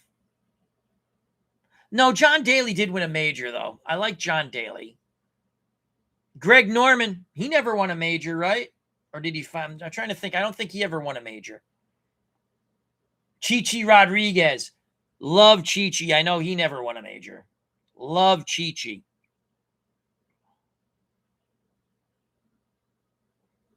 That's who it was. Okay. It's not the guy from Soap Den. It's a guy from Police Academy. You are right. The guy who was like the grandfather figure on Punky Brewster. Arnold Hunter knows about Frank the Animal Fletcher. Frank the Animal Fletcher's mother jumped in the ring. Yes. I think she whacked someone with a shoe. Frank the Animal Fletcher was so much fun to watch. But his style, he was a pressure fighter, wasn't a big puncher. Could hit, but wasn't a big puncher. And his longevity was the style of fighting, and you're not a big puncher. Man, he had some exciting fights even when he lost. I remember when John the Beast Mugambi, oh God, he wrecked. Was it on NBC? Oh man, I just wanted him to retire after that fight. And then I think he won a couple of fights, and he fought Juan Domingo Roldan, and Roldan wrecked him. I saw that on replay. The Mugambi fight, I think, was live on NBC. And the Fletcher Juan Domingo Roldan fight, Roldan was from middleweight from Argentina. I saw that on replay because that was on the undercard of a big fight. And I saw that on replay like a couple of weeks later or 3 weeks later when Network showed it. Commandant Lassard. The first Police Academy was hilarious. Does everyone remember the scene at the podium? I'll leave it at that. There's a Magic Mike moment there. Oh, yeah. Police Academy. That was, the first one was hilarious. They were all okay, but the first one, that was like Animal House with police officers. That was funny. Todd B. Bernard King was a scoring beast, underrated. I always felt Bernard King was awesome. One of my favorite players. I used to root, when Bernard King played for the Knicks, I used to root for the Knicks over the Celtics. I loved Bernard King. And then when he hurt his knee, really fun, not a fun story, but he hurt his knee and he made a comeback. He played like the final 4 or 5 games for the Knicks, played well. They weren't going to re-sign him. What I didn't know was the Celtics were interested in him. Larry Bird wanted Bernard King to come play with the Celtics. He initially was going to take the Celtics deal, but then the Washington Bullets offered more money, and he went to go play for the Bullets, and he had some good years with them. That would be a fun little project. Bernard King, instead of going to the Bullets, put him on the Celtics, and you could give the Bullets a Celtics player, we'll say, to even things off. But yeah, Larry Bird went up to him one time and he goes, "I'm still mad at you." And Bernard King goes, "Why are you mad at me, Larry?" He goes, "You cost me a championship. Had you come to play in Boston, we would have won another championship." Because Larry Bird said, "That's the guy I want." That would have been interesting. I love Bernard King. Those Knicks teams were fun. Bernard King, Rory Sparrow, Marvin Webster, Bill Cartwright.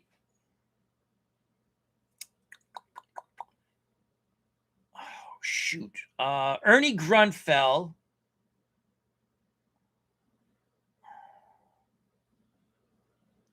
Pat Cummings. The white Pat Cummings. Oh God. Kenny Skywalker. Yes. Todd B says Kenny Skywalker. I think he was on those teams. He was out of Kentucky, right? Oh, shoot. Who else? That was a fun team. And I remember they beat New Jersey. First round of the playoffs. I want to say they lost to the Celtics or the Sixers after that. Fun team. Scrappy team. UB Brooks was their coach. So that's one of my favorite teams too. Never to win anything. Trying to think of actually a couple other Knicks teams. When Pat Riley coached them, they used to play the hard. They played such good defense. Man, they won the hard way, and they were good. Made it to the championship a couple of times, but lost. Celtics team with Antoine Walker and Paul Pierce played New Jersey in the East Conference Finals, and they lost. That was a fun team. Unexpected, too. I think what makes teams fun to watch is when you don't expect them to do anything. And then when they do, you kind of hope for more, and they've already overachieved. They already overachieved. They've gone as far as they could go on the talent they had, and they got there because of desire. So, but that's about it with the teams. I can't think of any other teams, but that Knicks team was fun. Rory Sparrow. I don't know if Henderson was on that team, the former Celtic guard. I got to look that up. I'll do that after. Gerald Wilkins. It wasn't Dominique, I know that. Was Gerald Wilkins on those teams? Richard. Tony, 2040. 92-93 Knicks. Charles Smith could not make a could not make a shot at the end, or else they probably beat the Bulls. Yeah, those were, I tell you, Bird's gone. The Celtics are done. But those series, the Knicks and Bulls, were incredible. Todd B, the run and gun Nuggets, early to mid 80s was fun. Kiki Vandeweghe, right? Kiki Vandeweghe? Oh, I know another fun basketball team. Early 2000s, I think. The Mavericks. Dirk Nowitzki, Sean Bradley, Michael Finley, Oh crap, who else? Rafe LaFrenz, Steve Nash, Dampier. Was Dampier? Yeah, Dampier was a center. Eduardo Nahara. That was a team that, like, they won a bunch of games early on. Brock Riblet, Jason Kidd on those early Mavs teams. Enzo, nothing beats the Bird Magic years with some Isaiah thrown in. Oh no, that was that was basketball. Absolutely. Absolutely. I know, okay, they're great basketball players now. They all travel. Hate to tell you, they're back to playing football with the basketball. They don't call it. LeBron James, I know he's coming to the end of a career. Mr. I put my shoulder into you, drive you back into the hoop, and the foul is on you. But yeah, those are, the Celtics, Sixers, Lakers, Pistons, Knicks, then a young Michael Jordan. That was fun. That's probably my favorite time of basketball. Definitely. Celtics were beast mode. Lakers were beast mode. Sixers had the UMass, not graduate, but from UMass, Dr. J, Moses Malone, Daryl Dawkins, Bobby Jones, Billy Cunningham. Oh God, Mo Cheeks, Andrew Toney. Those are great teams, man. Brock Riblet has hit it out of the ballpark. We're going to use a baseball analogy while talking basketball. Too many three-pointers in modern basketball. Yes. Simple math. If you score, it's easier to score 2 points in close than it is to shoot threes. Yes, there are some people who shoot about 40% from three, and there's some teams sometimes who shoot about 40% from three. That's few and far between. The Celtics are playing surprisingly well this year. I thought they're going to play well, and they are. They could even win more games if they would stop shooting the fucking three-pointer 9 zillion times a game and take the ball to the hoop. Now, no one plays inside anymore. So when you take the ball to the hoop, it's just basically a give and go or an alley-oop or a backdoor cut. That's cool. Imagine if you get someone who actually knows how to play inside. No team knows how to defend inside. I was watching a Knicks game in late November when I was down at the casino. It was the Knicks, and I want to say Mavericks. And again, you have to shake your head sometimes with some of these announcers who are supposed to, again, you're supposed to know sports. You're an announcer, right? Geez, how do the Knicks have the lead at the half when they've missed all these three-pointers? It's because they scored 12 more points in the paint than the Mavericks. And how did the Knicks quickly lose the lead early in the third quarter? Because they continually shot 3 points and missed them. You have that guy, Towns, who, if he keeps his head on straight, could kill teams on the inside. And he could shoot threes on top of it. But the thing with Anthony Towns is he's good for at least 2 stupid fouls that gets him in foul trouble. He's probably, the way he plays, one of my favorite players to watch because he can go inside, he can shoot outside, but if he just concentrated on shooting more on the inside, and he still has a really good three-point shot, don't get me wrong, the Knicks would win a lot more. The Celtics, stop shooting an asinine amount of threes. Mid-range, crap.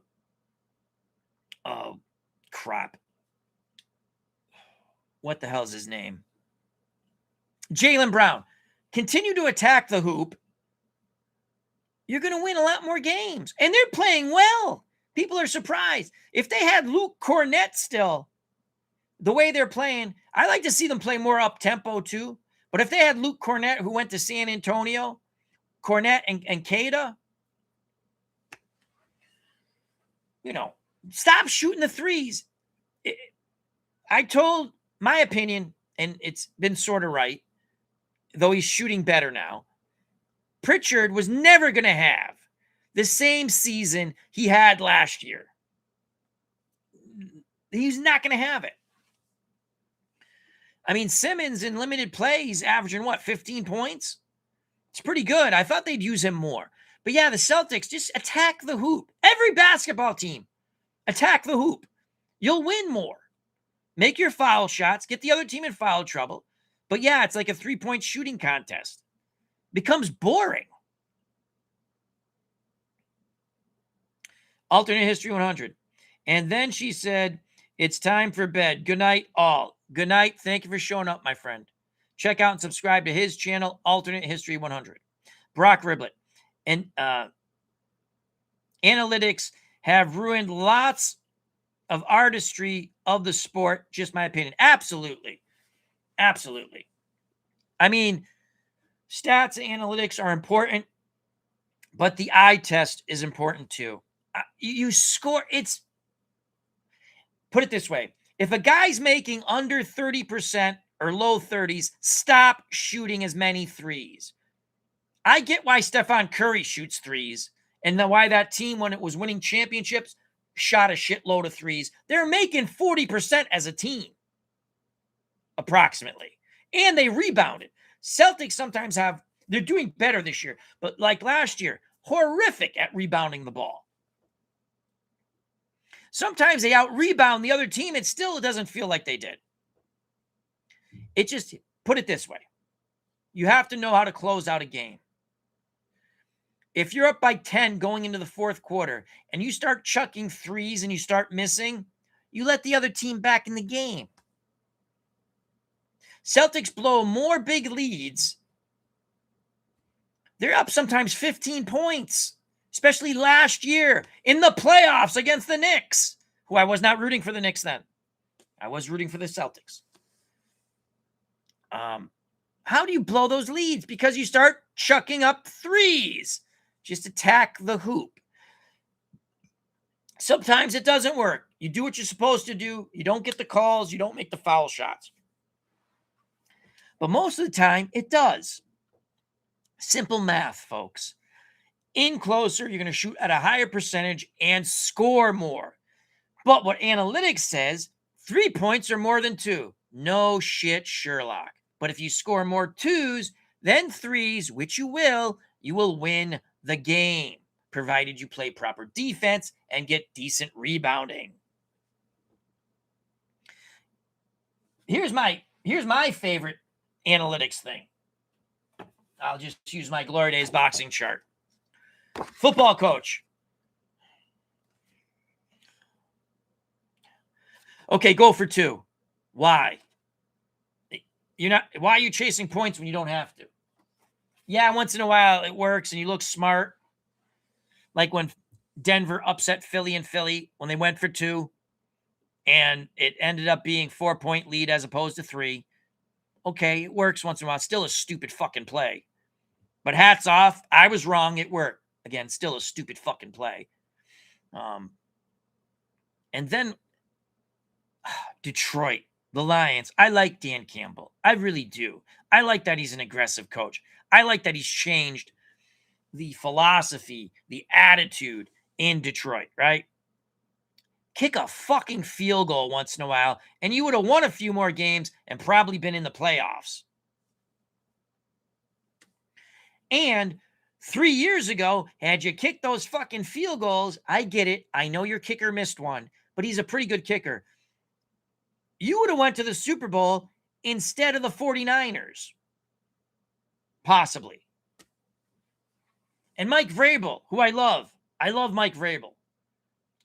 Don't become one of those guys in the playoffs. Take the points. Drake May, who's probably the MVP. Don't throw interceptions in the end zone when no one's fucking open. Throw the ball away. Kick the field goal. Put points on the board. Don't chase points until you have to. Would I rather see touchdowns? Of course. If you're a fan of a team, you'd rather see touchdowns. But sometimes you can't get it. Yeah, analytics have ruined a lot of sports.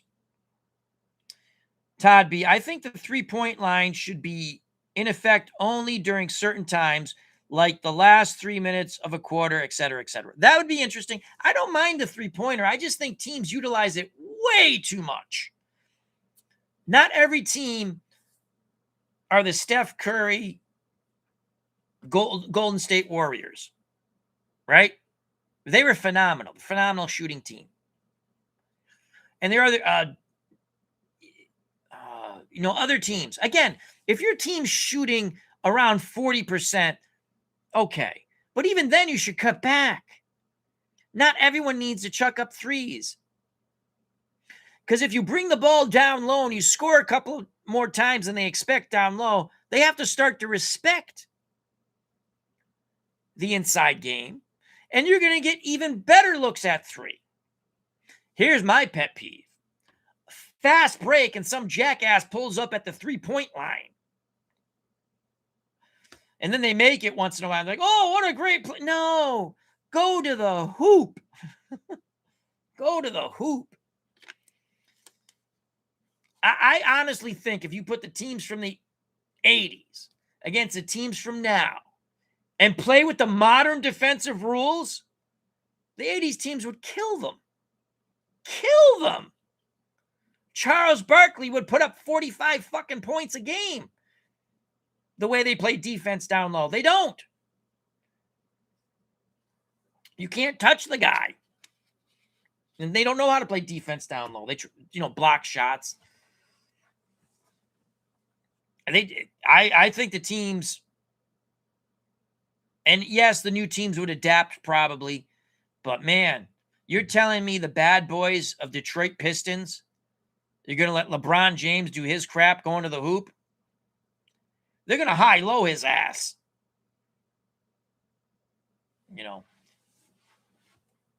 You think, what was it, a Mason for the Knicks? You're going to let LeBron James or anybody do that junk going to the hoop? No. Not happening. I just think that the teams from the 80s, early 90s would have a good shot at beating modern teams. The coaching in basketball sucks. I don't know if it's the players who don't want to be coached, probably some of that, but the coaching in basketball sucks. It's chuck up threes. And I get it. They run plays and blah, blah, blah, blah. But and it's worse in college basketball. Holy crap. Everything's shooting threes. I don't know. A 3-point, I don't think you have to necessarily change the game with rules. I don't like that either. I already spoke about baseball, the stupidity of changing rules to try to make the game. Oh, we want more stealing. Then just steal more bases. You make the bases bigger. Okay. Oh, we don't want people to shift. Why? Hit the other way. I mean, they still shift. They just can't put the extra player on the right side of the infield. They put the shortstop almost right by the second base bag. And then when the ball's pitched, he moves. If they're playing a shift on you, learn to drop a bunt down the third base line once in a while. Even David Ortiz did that once. I just don't like when they adjust rules to try to make players better. You didn't have to adjust. I mean, Ken Stabler, it's 1976, threw for 67% completions back when you could play defense. Now every guy throws, if you're not throwing for at least 63% completion. I mean, Drake May in his last game, over 250 yards, threw for 90% completion. I was happy. I'm just saying, how do you let that happen? 90%. 90%. Gandalf.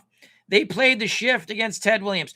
Ted Williams, the one thing I disagree with Ted Williams, when he goes, I could hit the ball the other way all the time, but I don't want them to win. I'm going to hit over the shift, through the shift, out of the ballpark, which he did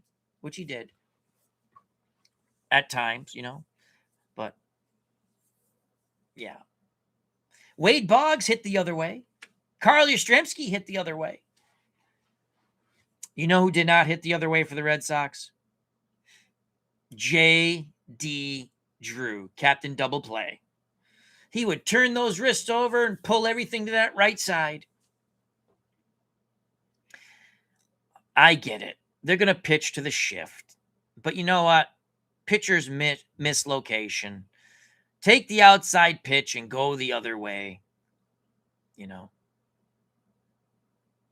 going to be interesting for the Red Sox this year coming up. We should have got Pete Alonso. We played it cheap. We didn't get Pete Alonso. We traded to get the first baseman from St. Louis, who's making just he's making less, but not that much less than Pete Alonso signed for with the Baltimore Orioles. I don't get it. We needed a power hitting bat at first. I mean, Bregman, good riddance to you. I'm pretty sure he ain't coming. I wouldn't give him any more money. He stunk in the second half. Story played well. Roman Anthony, we'll see what he's going to do after his injury. He came around. When he first came up, he tried to pull everything, try to be a power hitter. And then guess what Roman Anthony did? Hit the ball where it's pitched. Became a doubles hitter. Was on base machine. So what I would do if I was the Red Sox, you need a first baseman. Casas stinks. He's good defensively. Can't hit. The Japanese player, I can't think of his name. We pay him like he's a home run hitter. He's really a doubles hitter and about a 280 hitter. Nothing wrong with that, except we pay him a lot of money. So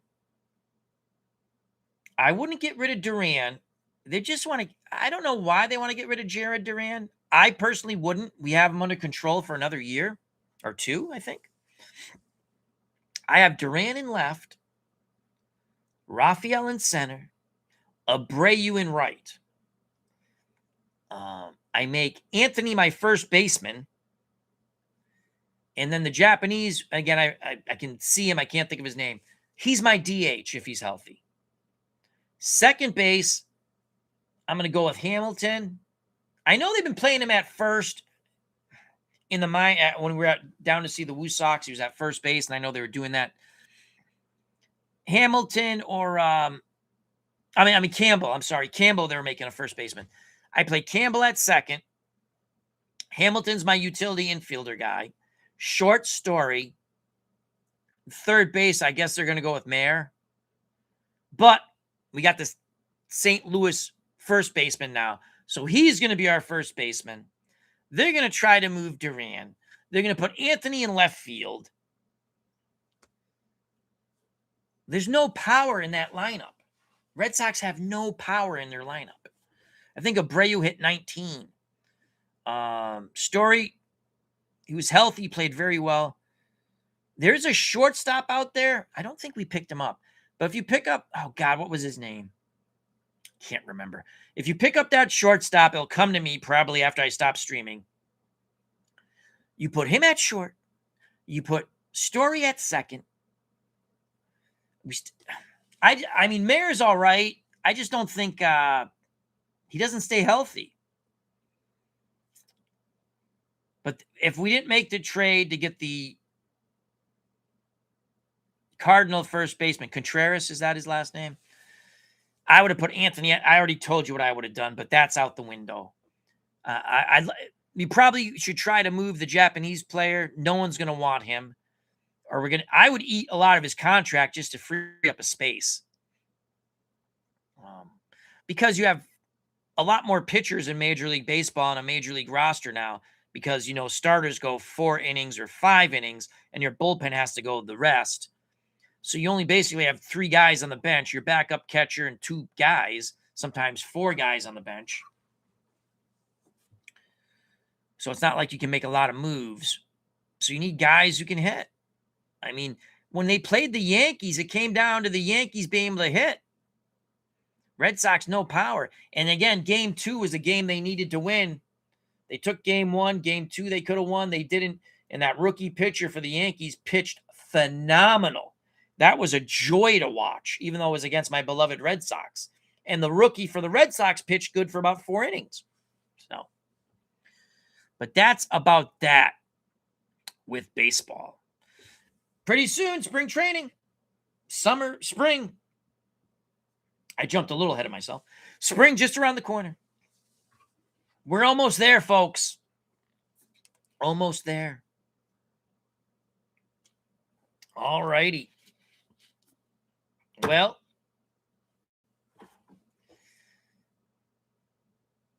what are some underrated sports movies? I've said this one before. Gabe Kaplan was, God, I can never remember this one. Gabe Kaplan, and it's not the fish that saved Pittsburgh. Gandalf says Draft Day. Oh, you're talking about games. I'm talking about underrated sports movies. I'm sorry. Gabe Kaplan was a college basketball coach at a junior college. Oh, God. Robbie Benson was in a basketball movie that was good, too. Celtic Pride. Oh, Brock Riblet. That was a good one. That was a guy from Home Alone and Dan Aykroyd. And they kidnapped one of the Wayans brothers who was playing for what, Utah? That was funny. Yeah, Celtic Pride was fun. Robbie Benson was in a good one. Shit, what was that name of that movie? Oh, God. He went to go play at a college, and the college coach hated him, and they had to put him in the game against one of their rivals, and he lit it up, and he transferred out. Oh, God. That was, was it Fast Break? Or was that the Gabe Kaplan movie? Maybe the Gabe Kaplan movie was Fast Break. That was a comedy. That was good. That was a good one. Yeah. North Dallas 40, though, I don't think that was an underrated movie. Brock Riblet says, yep, Dan Aykroyd, Daniel Stern, and Damon Wayans. That was a fun one. Celtic Pride. Bang the Drum Slowly was a good movie. The story related around sports. It was really about the catcher who was dying. Oh, Draft Day with Kevin Costner. Oh, that's right. Little Giants. That was a good one. The little kids playing football. Then, of course, again, Bad News Bears is not an underrated movie, but first one's excellent, obviously. Sandlot. I don't know if that's underrated. Sandlot's a good sports movie. Great White Hope with James Earl Jones playing Jack Johnson. Again, I don't think that's an underrated movie, but I don't know how many people have seen that. It's an older movie. Somebody Up There Likes Me. Rocky Graziano, played by Paul Newman. I think I think the Robbie Benson movie was Fast Break. Does anyone remember that? Robbie Benson was a high school phenom basketball player, and he goes to like an Indiana school or Kansas or Kentucky, and the coach hates his guts.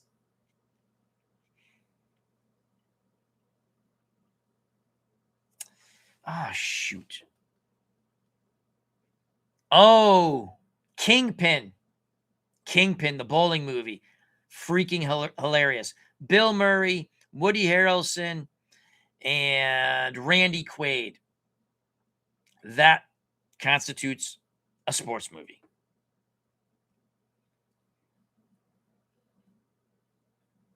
Oh, it's going to drive me nuts. I can't think of the Gabe. I think the Robbie Benson movie was Fast Break. Oh, the cycling movie is, if Ken Castro's still here, he'll know that one. It was made in the mid 70s, late 70s. Dennis Quaid is in it. They live out in Indiana. And the kid wants to be like an Italian. He's not Italian, but he wants to be like an Italian cycler. And they were called cutters because their parents worked in that industry. Oh, shoot. That was a good movie. Oh, my God. That one I have to look up. Searching for Bobby Fischer. I know it's about chess. Excellent movie. Sort of a sports movie. Robbie Benson, one-on-one. Yes. So, Fast Break, I think, was the Gabe Kaplan movie, which was a comedy. And I think Bernard King was in that movie, if I remember correctly. Yes, one-on-one, Robbie Benson. Great movie. Highly recommend it. 70s-ish, obviously. Great movie, especially at the end. Great. Robbie, great movie.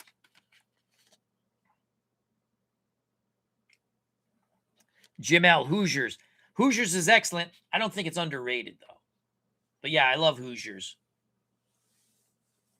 I like 8 Men Out, even though it's, from what I was told and researched after what I was told, pretty fictional. Not fictional, but the players were really the jerks in that movie. Yeah, I mean, Comiskey paid them. They were the highest paid players in Major League Baseball, most of them. I get it. They wanted more money and stuff like that. But Gandalf, The Long Game with Dennis Quaid taking the Mexican college golf team. Oh, I never seen that. Never seen that. Yeah, so the Gabe Kaplan. Okay, so the Robbie Benson movie was one-on-one. And the guy who played the coach was the jerk-off senator in The Godfather. He played the coach. And he also played the coach in the head coach in North Dallas 40. Same actor. He plays a good jerk. Love North Dallas 40. If you've not seen North Dallas 40, Nick Nolte, Mac Davis, again, the book is based on the Cowboys. And when they made the movie, they were told not to use any NFL teams or they get sued. Oh, shit. What was the guy's name who wrote? Pete something. Played for the Cowboys. So Mac Davis is, to me, the Don Meredith character. And I don't know if Nick Nolte's Lance Rensel, but that's what it seems like. Highly recommend North Dallas 40. The Replacements is a fun football movie. And then, of course, Gus the Kicking Mule. Yoyich. That was a Disney movie. If you can't smile about that movie, when they go and get the donkey that kicks 80-yard field goals. And I think Larry Zonka was in that. Like he was an announcer or something. I think it's, what the hell is it? I think it's Gus the Kicking Mule. Disney. Yeah.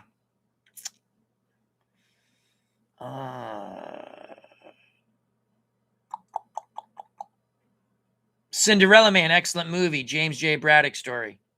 James Braddock. Excellent. Saw that at the movie theaters. Own it.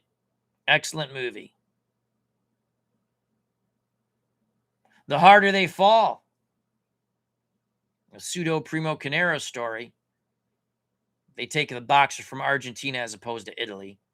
Mountain Rivera. Great movie. Highly recommend it. Humphrey Bogart's in that movie. Rod Steiger's in that movie. Is it Rod Steiger? Not the guy from Twilight Zone. That's Rod Sterling. Yeah, Rod Steiger. Excellent movie. Excellent. On the Waterfront is like it's not really a sports movie, though. Marlon Brando is an ex-boxer. Requiem for a Heavyweight, Anthony Quinn. Jim L., that's excellent. Requiem for a Heavyweight, Anthony Quinn. Ooh. I think it's called The Setup. And they want a boxer to take a dive. He refuses, and they break his hand. That's a good movie. Jackie Gleason and Mickey Rooney. They were the trainers, weren't they? The manager and the trainers? Yeah. Requiem for a Heavyweight's excellent. Yeah. I haven't seen that in a while. As Jim L. says, yep, they were the trainers. Oh, shit. What was it? No, oh God. The Pool movie. Pool. Paul Newman. Not the color, not the Color of Money. Oh shit, what was it? Oh, Jamel, The Hustler, yeah. Paul Newman, Jackie Gleason plays Minnesota Fats. And then they have the real pool player, Mosconi, I think, is in it. The Hustler, that's a good movie. Then the remake sort of, or like the extension of that was The Color of Money, right? Yeah, great movie.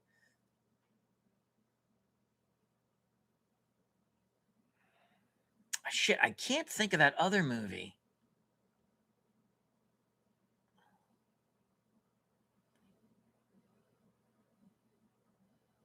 Jamel. Paul Newman won an Academy Award for The Color of Money. That was a good movie, too. That was a good movie.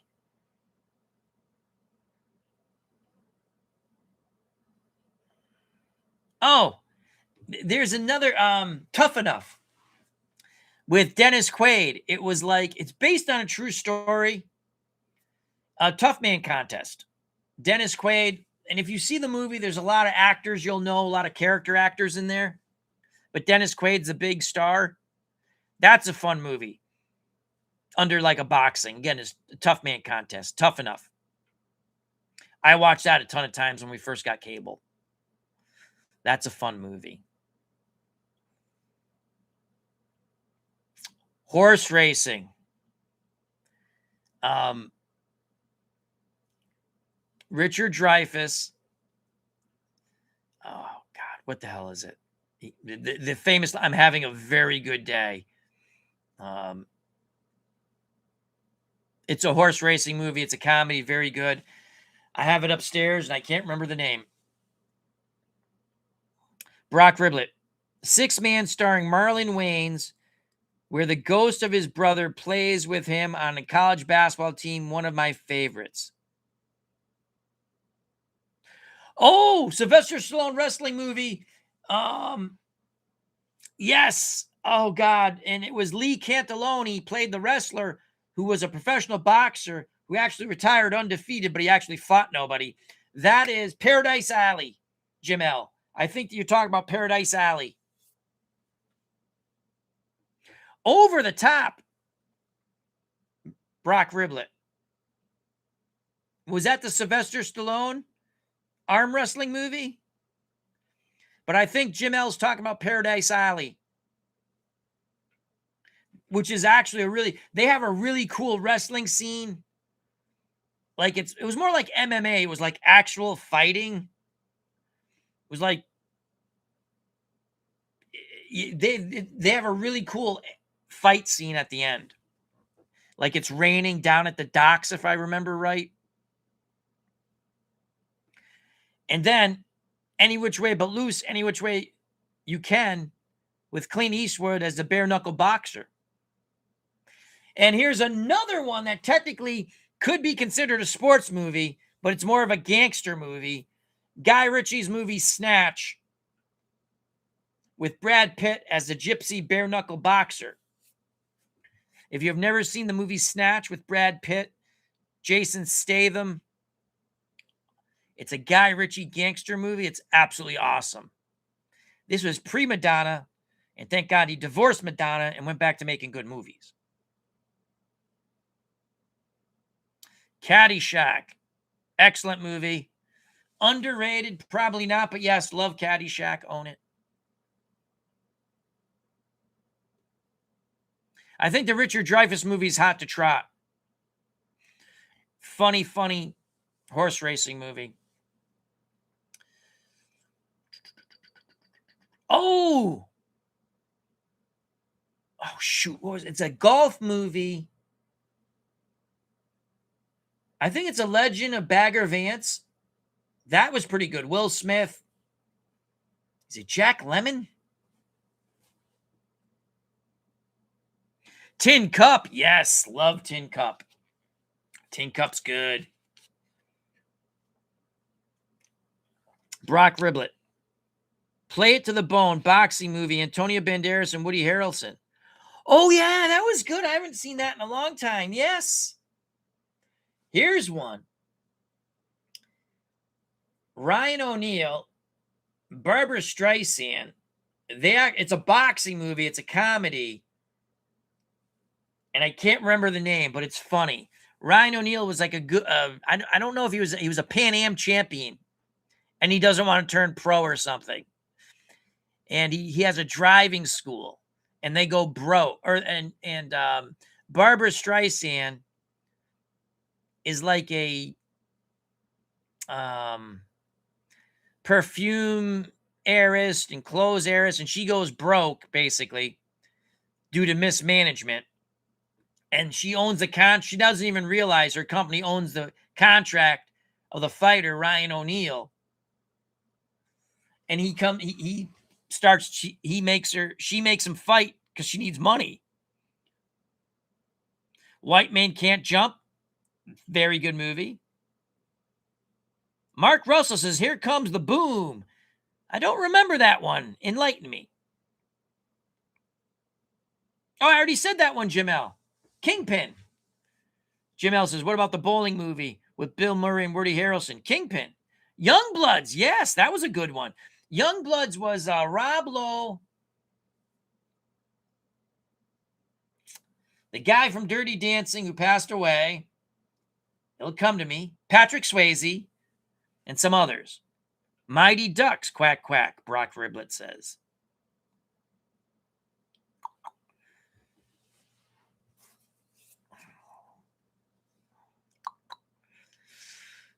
Oh, God. What was another? What's the name of that movie? Heaven Can Wait. Jim L. That's awesome. Warren Beatty. Vincent Gardenia. Is it Diane Carroll? No.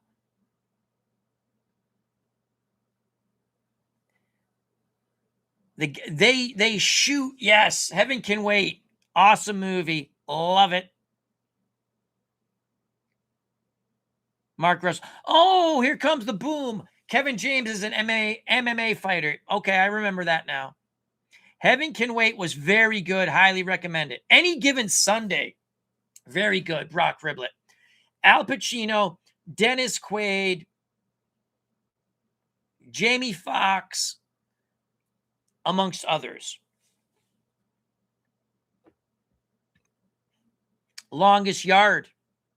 Again, not underrated, but Longest Yard, awesome. Ooh, Black Sunday. That's the terrorist attack with the blimp, right? Yeah, Super Bowl Sunday.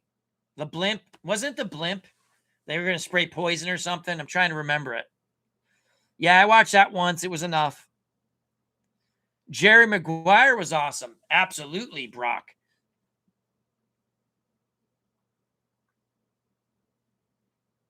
Oh, shoot. What was,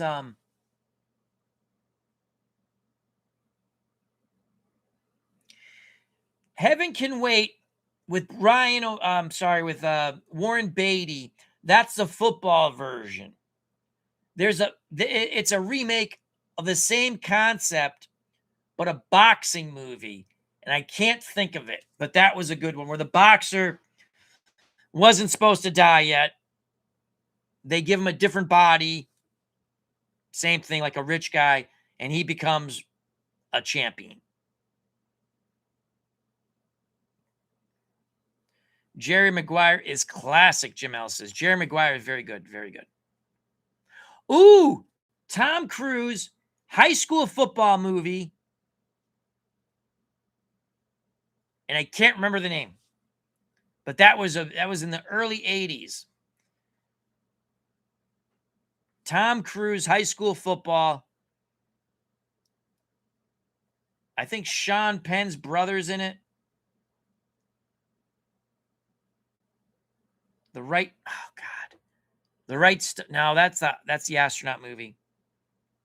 Pride of the Yankees is awesome. Jim L says, The Natural is my #1 sports movie. Wonderful movie. Mark Russell, Dead Solid Perfect with Randy Quaid. Angels in the Outfield. That's a good one. Brock Riblet.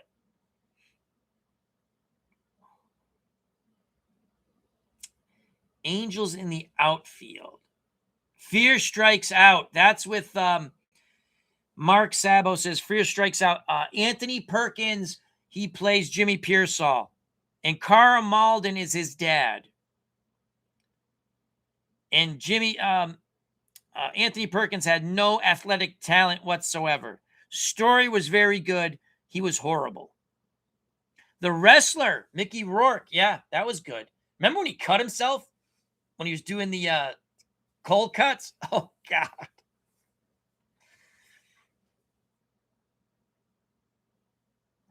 There was a wrestling movie with Alex Karras that was really good that they made in the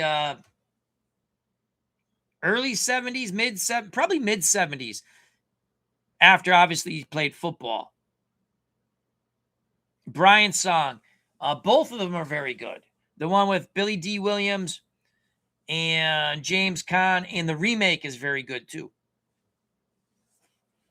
42 is very good. Again, I'm not necessarily underrated, but very good. Alex was in Blazing Saddles. Yes, he was. He was Mongo. Oh, boy. Todd B got one. Best of Times. Absolutely awesome high school football movie. Well, sort of high school football movie. Kurt Russell, Robin Williams. They end up tying in the championship game or something like that, and they replay the game.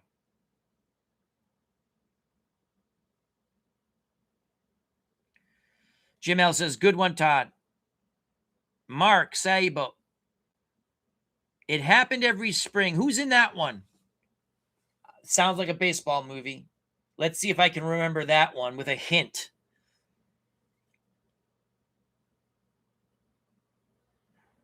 Fear Strikes Out. Yeah, that was...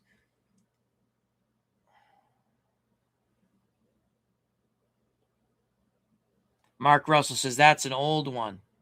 It Happens Every Spring. No Holds Barred. Hulk Hogan and Zeus. I saw that. Rollerball with James Caan. They remade that one. Yeah, that was gruesome. Rollerball.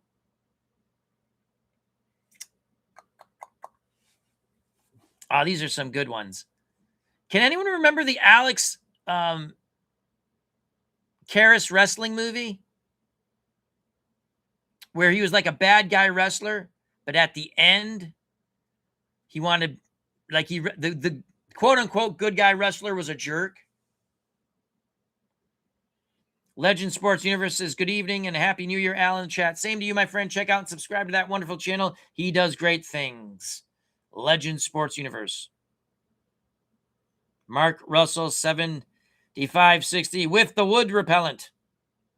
Mad Bull. Is that the name of the movie? Todd B, of course, Slapshot. I watch that at least 3-4 times a year. Slapshot's awesome.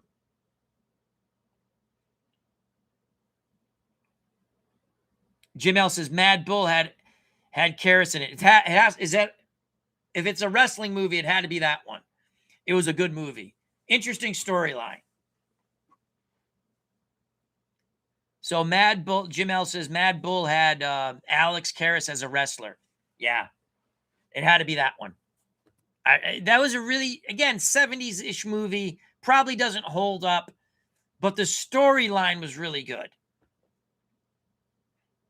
Bull Durham, not my favorite. It grew on me. I always liked The Natural much better. Natural's up there. First Rocky's up there. Somebody up there likes me. Requiem for a Heavyweight, which I hadn't remembered in a long time. The Harder They Fall, another boxing movie. Slapshot, Caddyshack, Major League. Jim L brings up awesome movie. And that actually gave the Cleveland Indians good luck because they went on a run. I got the coffee burps now. Cleveland went on a run of making the playoffs after that. Unfortunately, have not won a World Series. Yeah,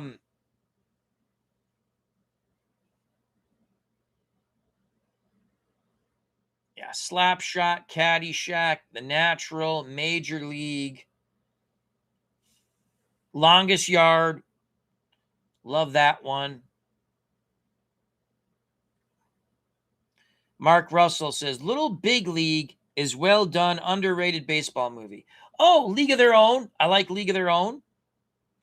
Jim L, does Karate Kid count? Yes, it does. Yes, it does. Sports counts. Karate Kid counts. For the Love of the Game, chick flick, but baseball stuff was great. That's a good one.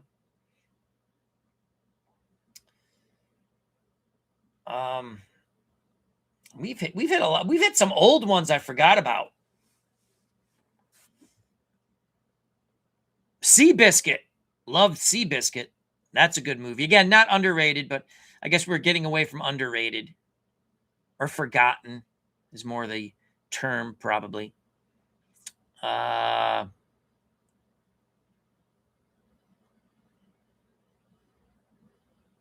Fighter with Christian Bale. The Hill with Dennis Quaid is good. Oh, The Champ with John Voight and Ricky Schroeder. And the original was black and I can see the actor. Can't remember it, the name. That was sad. The Champ. Oof. And Randall Tex Cobb was in that. The Ron LaFleur story. Oh, yeah. LeVar Benton. Was it LeVar Benton who played him? And that's Mark Sabo. Oh, my God. I haven't thought about that in years. That was a made-for-TV movie, though, right? LeVar Burton. Thank you. Legend Sports Universe corrects me. LeVar Burton. The Jack Johnson movie. That's The Great White Hope. I mentioned that one with James Earl Jones.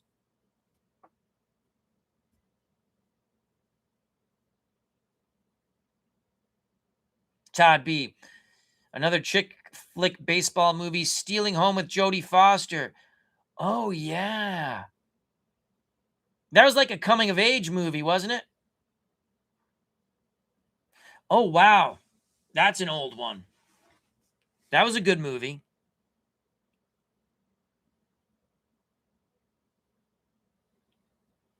Trouble with the Curve, Clint Eastwood. That was a good one. And Amy Adams, Legend Sports Universe. Yeah. Todd B says, yes, with Mark Harmon. Right, because he's looking back, right? I remember that movie. That was good. Long time no see for that. I like this because it makes me remember stuff. And then I say, I got to go see that again. What time is it? We'll go a little longer and then we'll call it a stream. Trying to get back in the mode of chats with Al. It's been a while. And as you know, I don't have anything written down. Oh, Fox Crew Cards is here, our good friend. Check out and subscribe to that channel. He says, good evening, Al, and all. Happy New Year, Merry Christmas and stuff. Been a long time. Hope all is well. Same to you, my friend. Frank Wayne Scott. Hello, Al. Happy New Year. Happy New Year to you, Frank. Frank does a lot of good wrestling stuff. using Legends of Wrestling on the Facebook group pages, and he sends me messages. I always like to read those. We're just talking about sports movies. Talked about a lot of other things early on. But now we're in sports movies mode. We had some good ones. There's some I totally forgot. Can anyone remember the cycling movie with Dennis Quaid? Does Gung Ho count? LOL. Shit, what the hell is that movie called? Breaking Away. Thank you, Todd B. I kept, Mark Sabo, Breaking Away. Yep. Thank you. It's driving me nuts. And I try not to look up stuff because I'm trying to remember. Yeah, Breaking Away was good. That was an enjoyable movie. In fact, the guy, the kid, one of the characters played the tough kid in Bad News Bears, Kelly Leak. He didn't grow much from that movie, just grew his hair longer. Yeah, Breaking Away. I think we hit a lot of them. Does anyone remember Gus? I said that one, Frank. Gus, the field goal kicking mule, the Disney movie. I loved that movie as a kid. Yoyich! And boom, he kicked the field goals. Speaking of field goal kicking,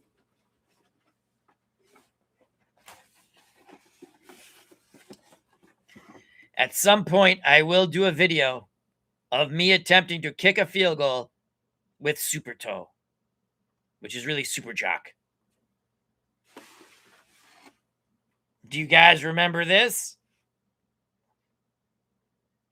Oh, yeah. One of my can't sleep eBay purchases. I'm 1 for 15. Blue Chips. Oh, God. Great college basketball movie. Nick Nolte was the coach. And Shaq was in it. Oh, God. A couple other basketball players were in it. Yeah, Blue Chip. Excellent. Love that movie.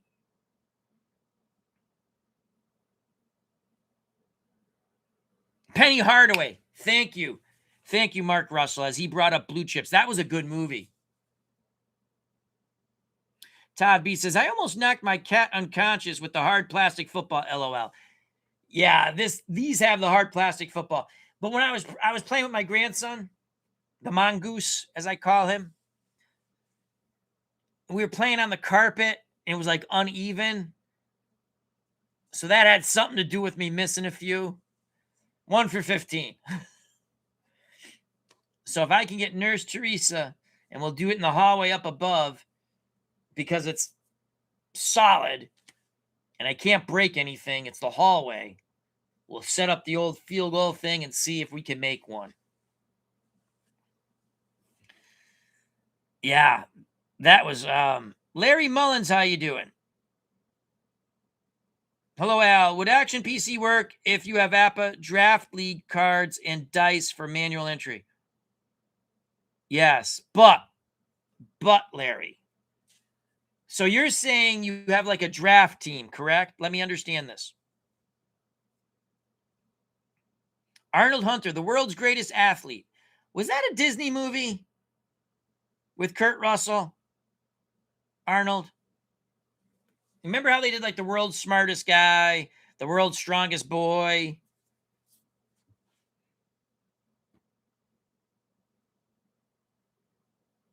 Oh, Jim Thorpe.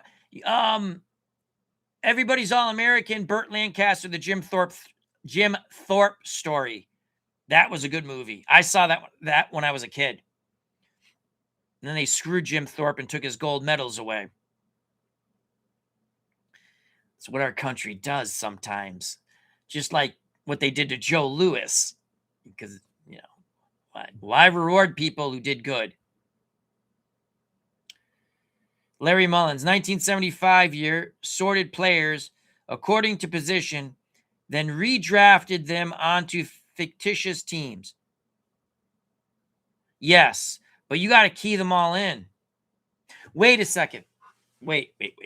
What set do you have with Action PC? Do you have 1975? Larry? With Action PC? Because what you could do if you do have 1975 is all you have to do is you make the fictitious teams, like just change the real teams' names and get rid of the other teams that you're not using. You put everyone in a draft league, and then you have to draft for each team. I think that's the way you have to do it, Larry.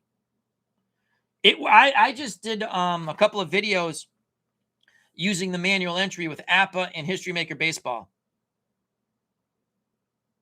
Okay, Larry says, I don't have Action PC yet. Looking into a stat keeper. Okay. There are other stat keepers also. I like Action PC because I'm familiar with it and I like the drop-down screens. I've done a couple of videos if you'd like to look at them to see if it's something you'd like. Dave Gardner's done a video. Beatles Eternally's done a video. Ron Jucket's also done videos. I'm sure you can find other people who've done videos. So you could take a look at it to see if you like it. Digital Diamond Baseball has every season for free. It can be used as a stat keeper. I suggest you ask Dwayne Mart's YouTube channel network, and he has a lot of videos on that. And I'm sure there's a tutorial he's done.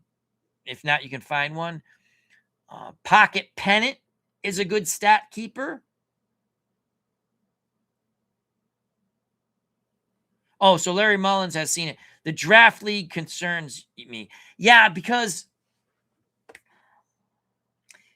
if you're doing a draft league, so you're using all of 1975 and you have fictional teams. So you'd have to, you could buy it and then key all them in. That's a lot of work. Or you could get 19. Okay, hold on. Let's I'll swing this over here. Let me go to Dave Cook. And again, I don't have StreamYard. I could do StreamYard free for 10 hours a month. But then they own my show. Not that I make anything on it, but I'd rather own my own show. And I don't want to pay them the ridiculous amount of money that I used to pay them. Because I don't make money on this. Nor do I want to. Let's go to Action PC. Right now, they still have all the sales. Larry Mullins, instead of 28 teams, I recreated 32 teams. Okay. Yeah, that's going to be a little different. Let's go here. I'm trying, and again, this is just a thought. I'm throwing it out there. I'm not telling anyone, I'm not telling you to do this. Camera's here. I'm looking there because that's where you are now. Actually, let's do this. Let's bring this over this way, bring this back this way, and I'm looking at the camera, I guess. So Action PC, I believe they still have their sales. Pocket Pennant, geez, I don't really, I can only tell you about Action PC, and draft leagues for me and Action PC were hard because I don't do it enough. Check out Steve Tate. They do draft leagues all the time, and Steve Tate is on Sports Simulation Facebook group page and also Action PC, and he might be in Digital to Dice Facebook group page. I'm not on there anymore, so I don't know. But they do draft leagues. Oh, Frank Wainscott, Tough Enough, Chris Christopherson, Burt Reynolds. That was a good one. Yeah.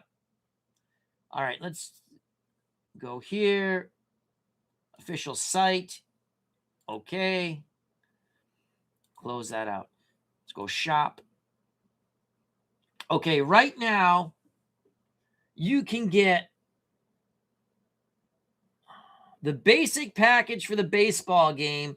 So this just comes with the Great Teams League, I believe.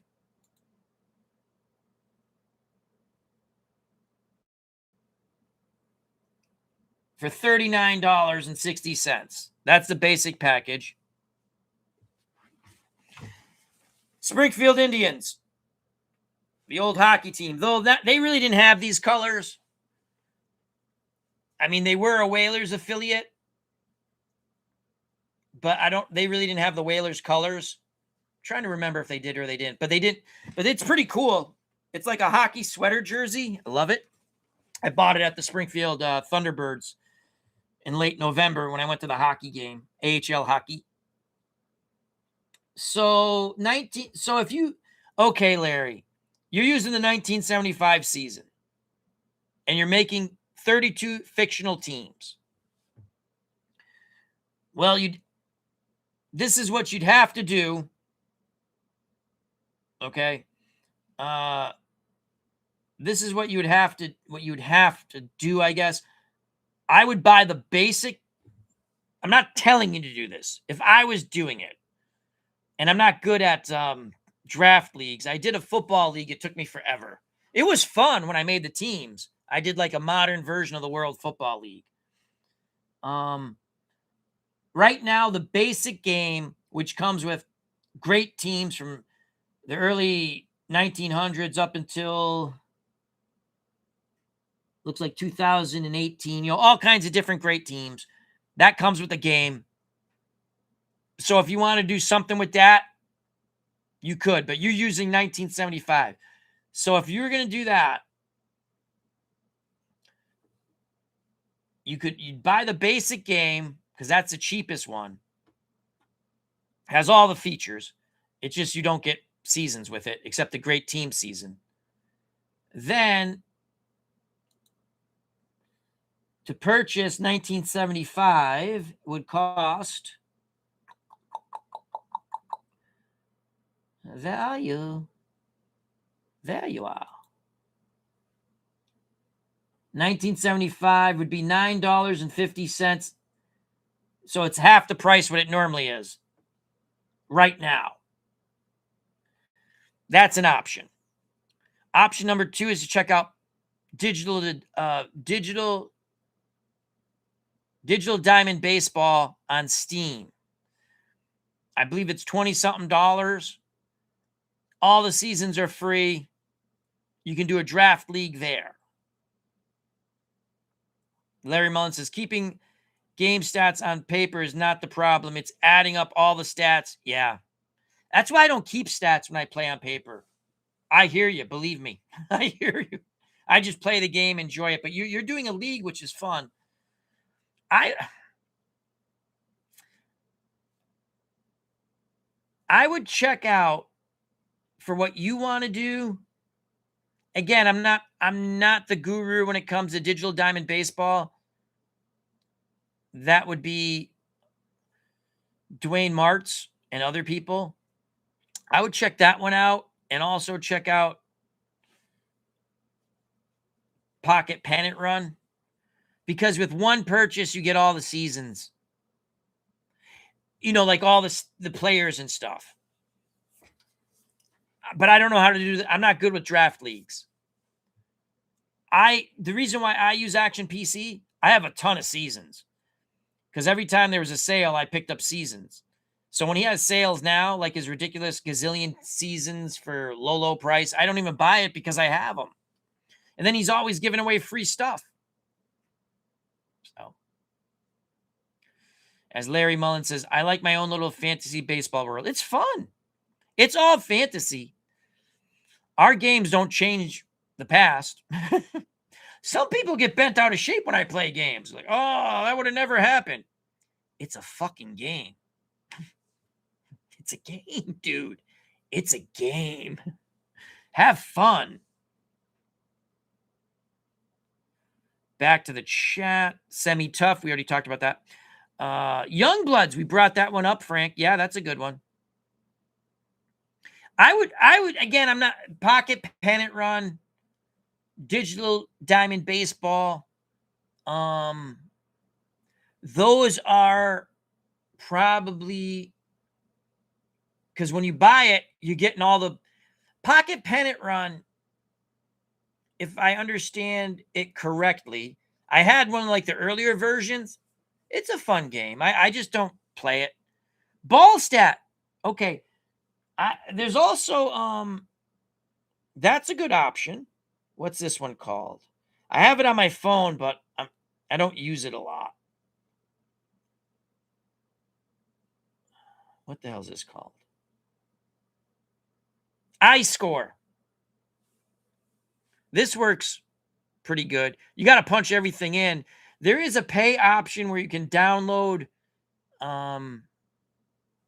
lineups, but you're doing a draft league, so you'd have to move them around anyway. But there iScore.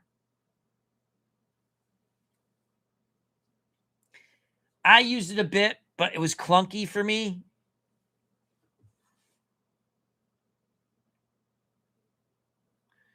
Todd B. OTP 26 is like $10 on Steam every season to play around with.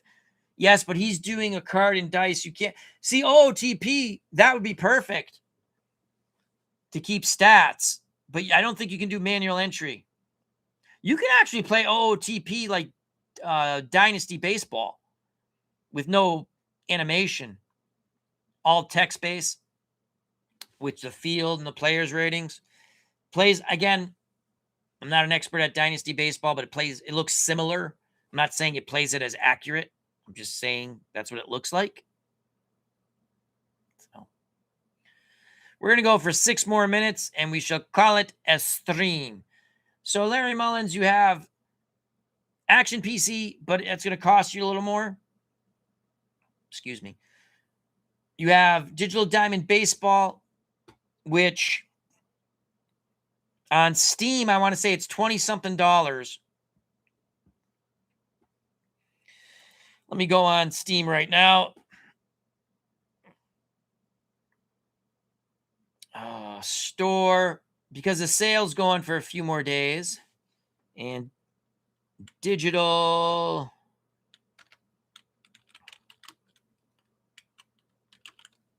There it is. Digital Diamond Baseball 13. That's the newest version. 20% off. It's $23.99. But that's 13.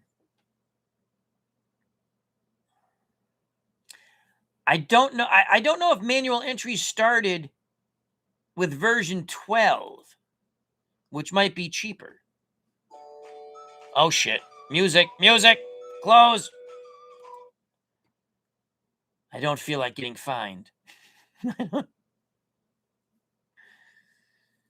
Philip Reynolds, how you doing? You're up early late. Hope all is well. I do like Action PC because, again, I like the drop-down screens. It was very easy to understand for me.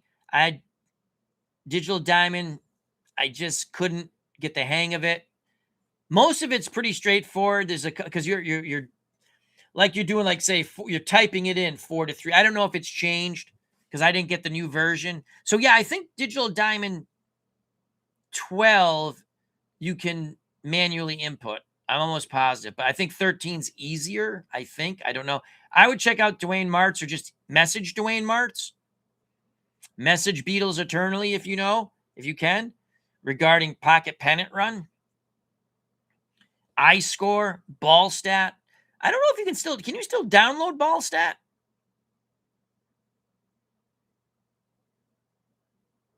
There's another stat keeper. Appa has it. It's an Excel stat keeper. I downloaded it, fooled around with it. You just got to type in all the players' names, except you still got to punch in everything for every game, and then it it accumulates it. What I like with Action PC manual entry, say if I made my own league and I cut down the season, say if I took 10 teams and they all played 20 games, it's going to keep all the stats for me. It's going to keep the book, in other words. So without any further ado, chat with Al. We came back in 2026. I look forward to doing more of these. As you know, there's nothing planned. Just getting back used to it. I do like the way we started off. I do like Action PC Baseball manual entry. That's a 2026 version. I'm looking forward to the new Action PC Football, which is also going to have manual entry. And I want to see how I can use Apple Football with that, as well as the games as itself with both the baseball and football, basketball games, hockey games. To me, they're all fun. I have them all. I play the PC versions. I don't play manual entry for the hockey game because I don't play card and dice hockey. I have not tried the manual entry. I think it's for basketball too. I do have Stratomatic Basketball I bought a year ago, which I haven't even, I played a long time ago. I bought a new version. I haven't even broken that out yet. So, all right. Thank you very much. Happy New Year. I greatly appreciate your time. Check out the other wonderful content creators in our community. Stay safe, be smart, God bless, and peace.